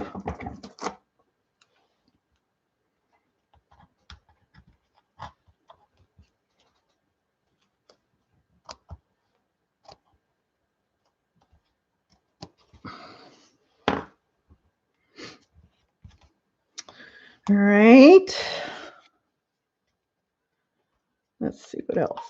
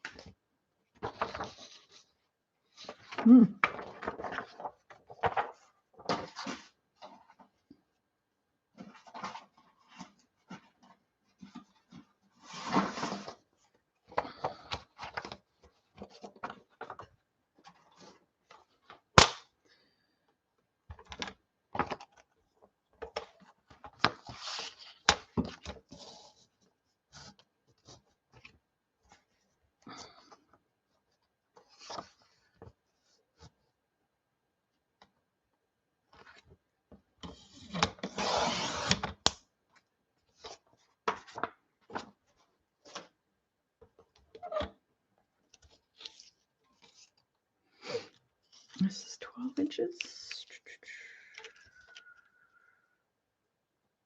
11.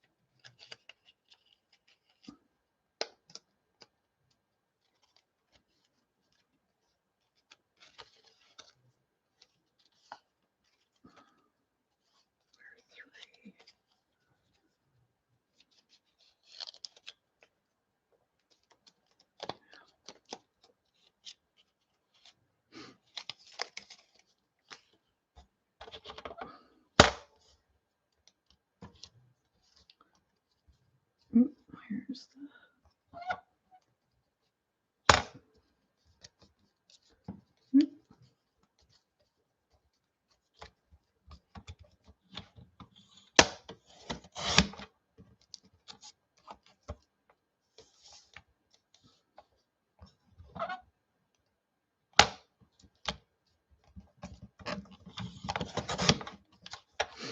All right.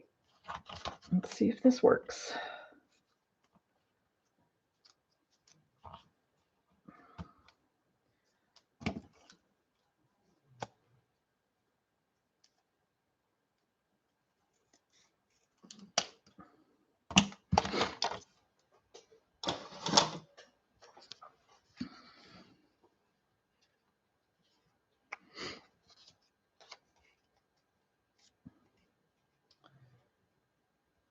So if I do this,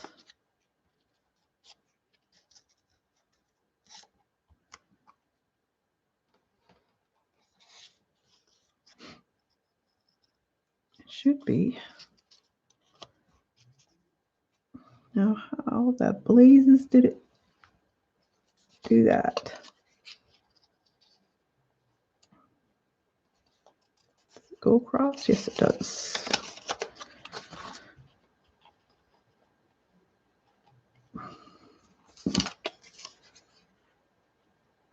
Like that. I think these are a smidgen wider for some reason. Well,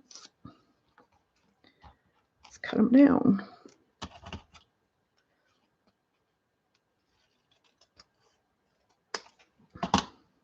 Okay. So now I think I'm going to use some matte medium for these. I'm just going to put it on my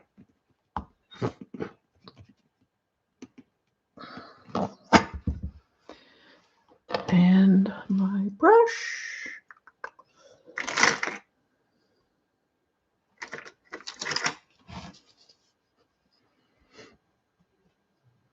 So we start off with a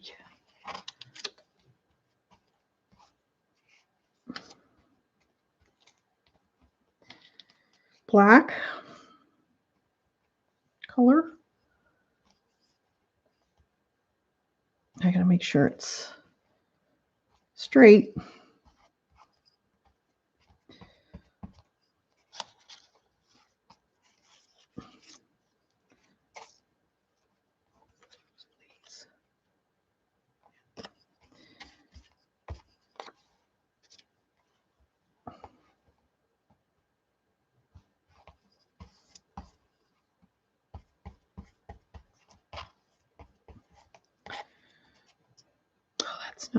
That's the wrong one.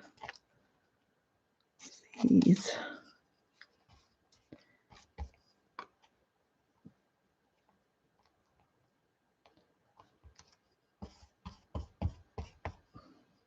And that one.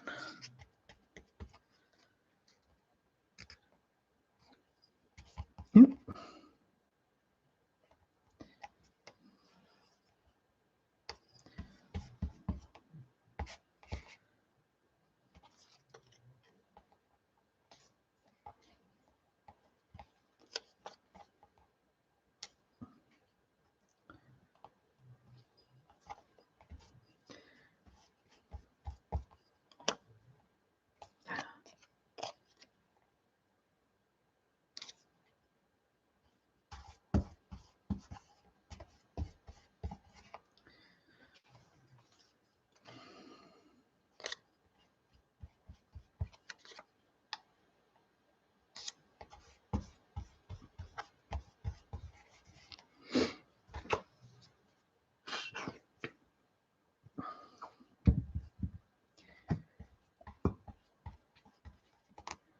Right.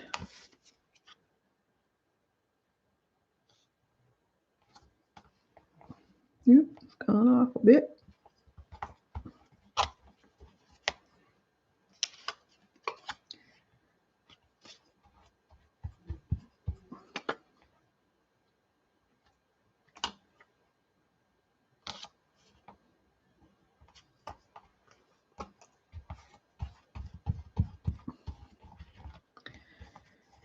All right.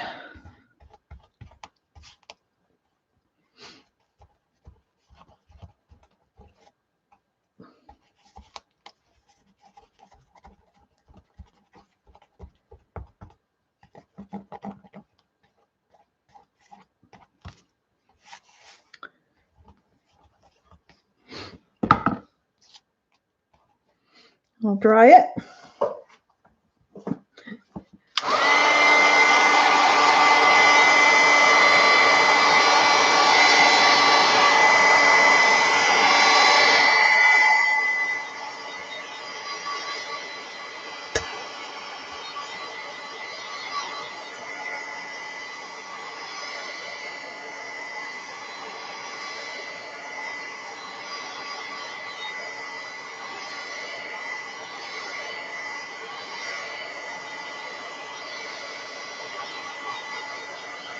Yeah, it's sitting there.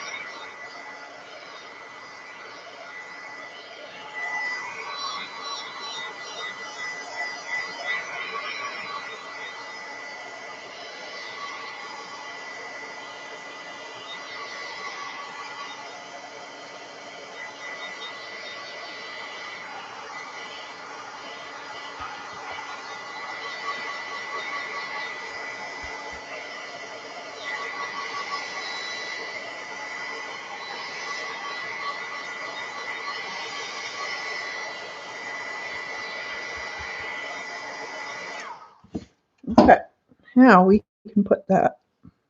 Where did I put that gold? Left a little bit. Let's see if we can scrape it out. I don't need a lot.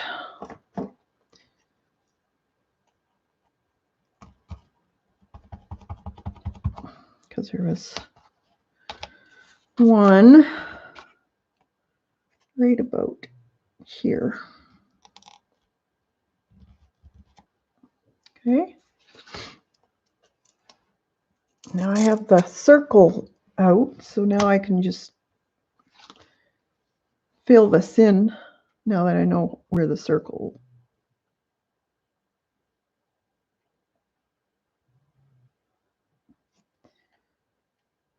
is.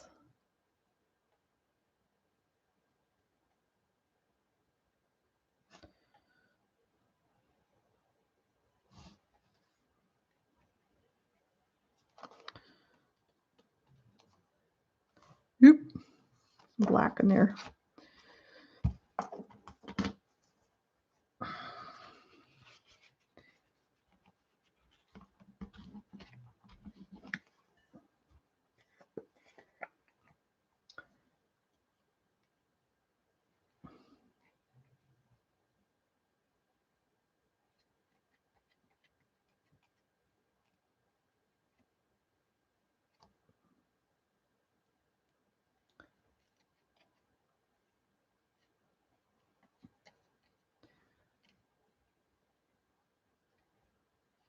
Now you could probably cut out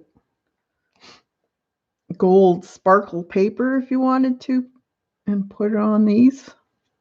That would work too.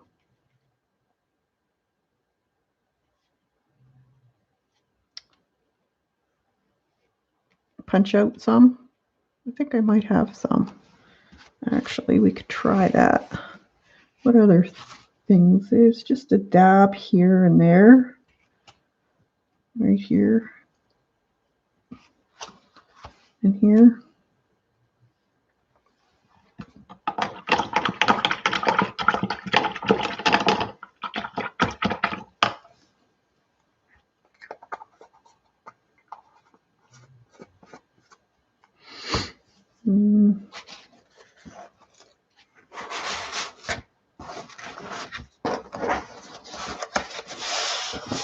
I have this paper. It's not really shiny. I also have that.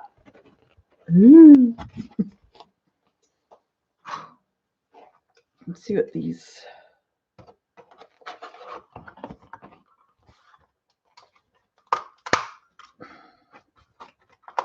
I'll cut one out and see what it looks like.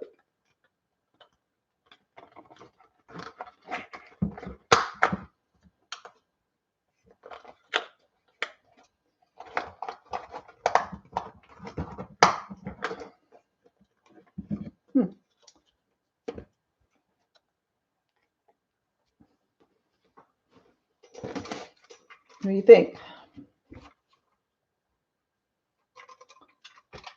Yes? No? Are you whining?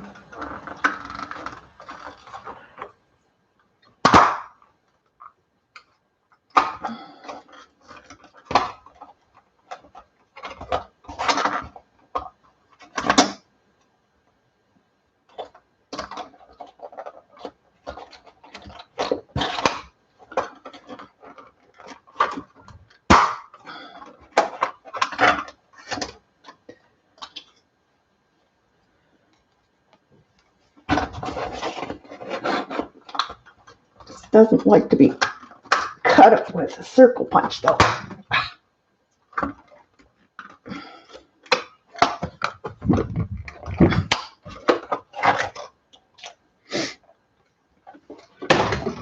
That's Martha Stewart shiny paper.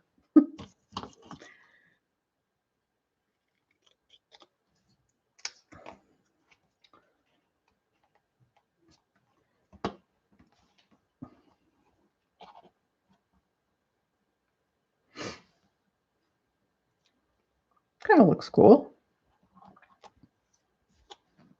Why not? A little bit shinier because she used foil on it, so, and I don't have the big things of gold foil. So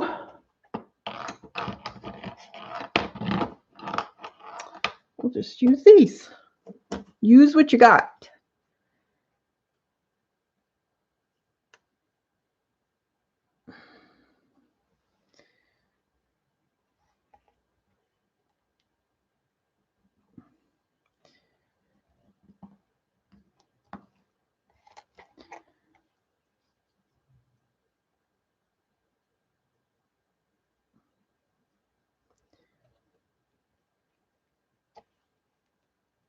Oop. Oh.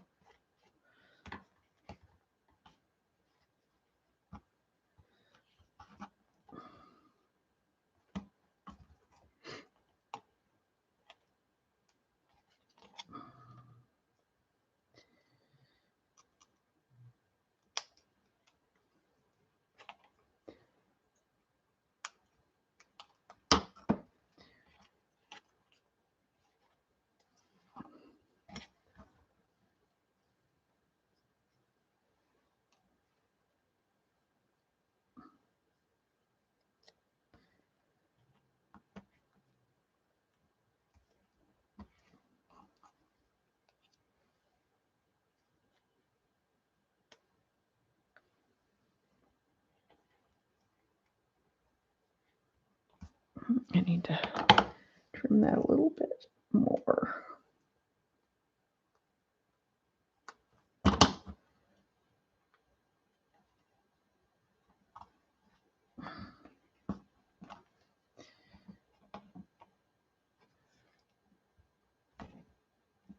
There.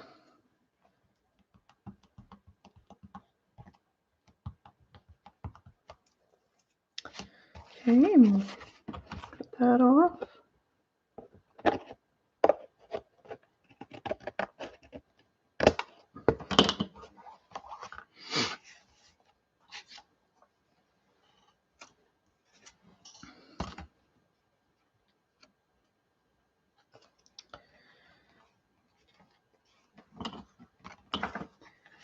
This off.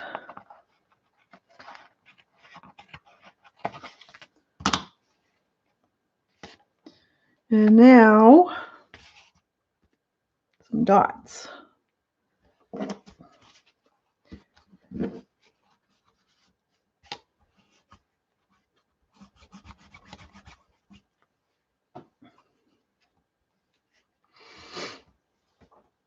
Paint marker.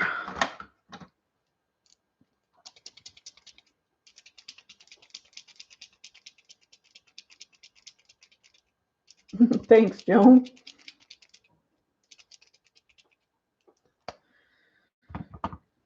So we have a bunch of dots.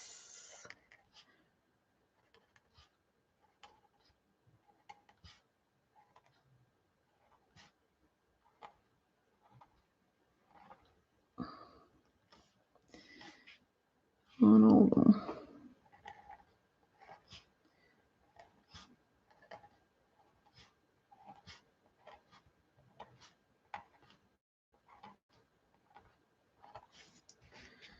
And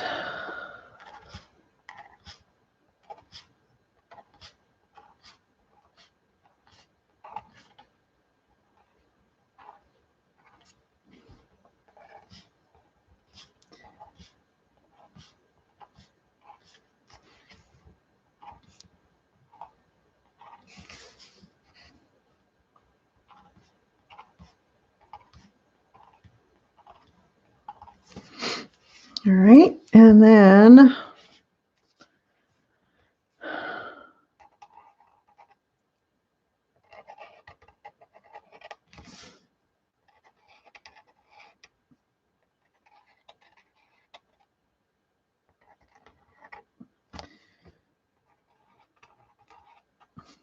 some circles. I think that's it. So there's, now, if I had the silver, it would have been perfect, but we use what we got. So there's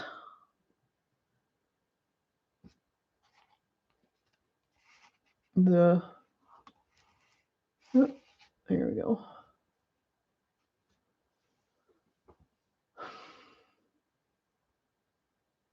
It turned out not too bad. It was fun. It's always fun to try it, see what you can do.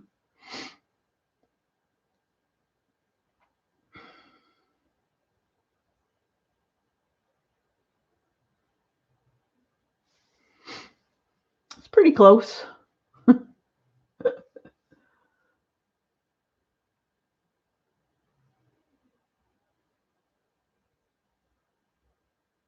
Thanks, Maggie.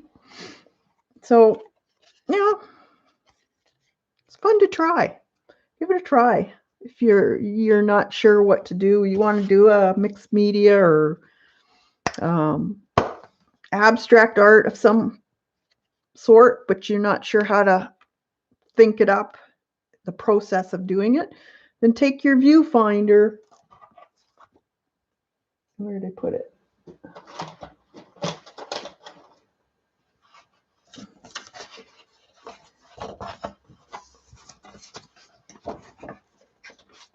Take your viewfinder and go over some stuff that you like. Even look in a magazine. See what we can find.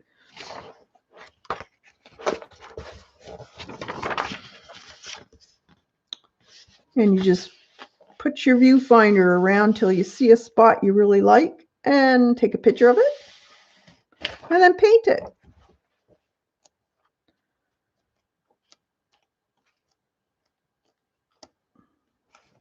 Even stuff like this.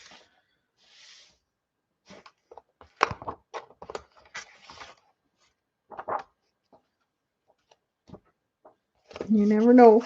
It gives you ideas too with for bigger pages.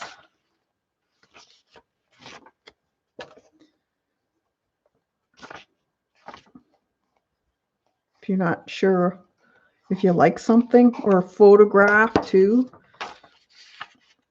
you know.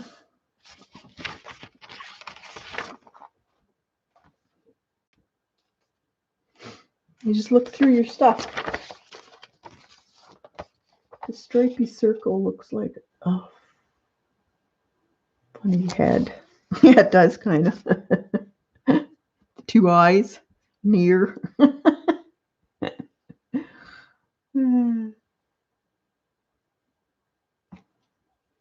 Oh, Colleen, you're sorting fabric. Oh, one thing I wanted to show you. I tried the rice paper.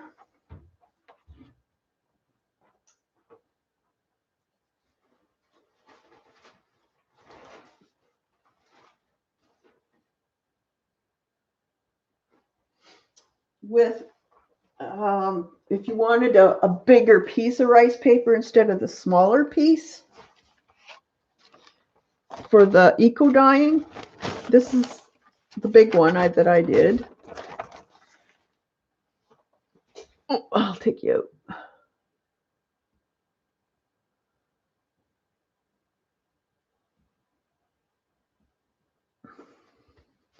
So I actually placed the leaves down, then folded so it's a full sheet of that rice paper, and then I used my rolling pin on it. It was very wet when I did it. And you have to have a fairly heavy duty rolling pin.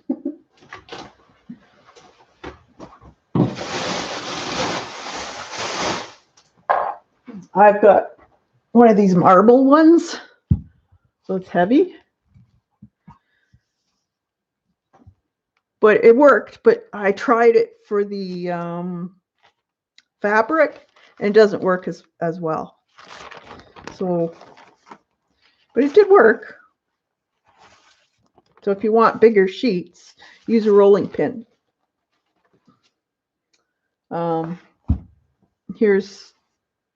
That's the fabric I did. So you don't get as much of a print.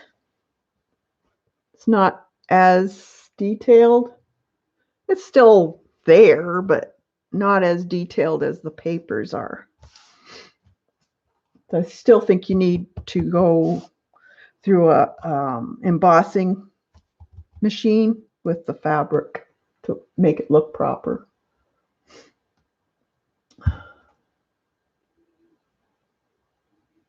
Who has them? I do. Don't you make pies? Good heavens.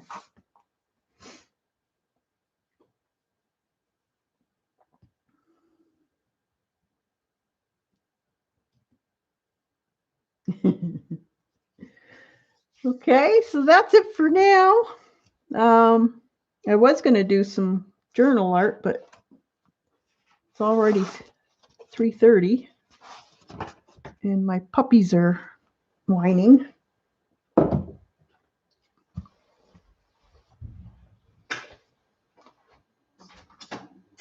So tomorrow I will be on the hop with Mary.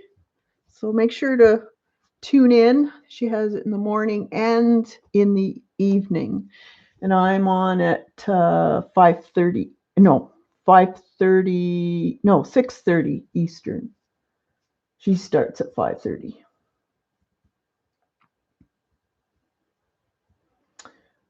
Okay. Well, thanks, guys. Have a great day, and we'll see you next week, if not sooner. Thanks, Maggie. Bye for now.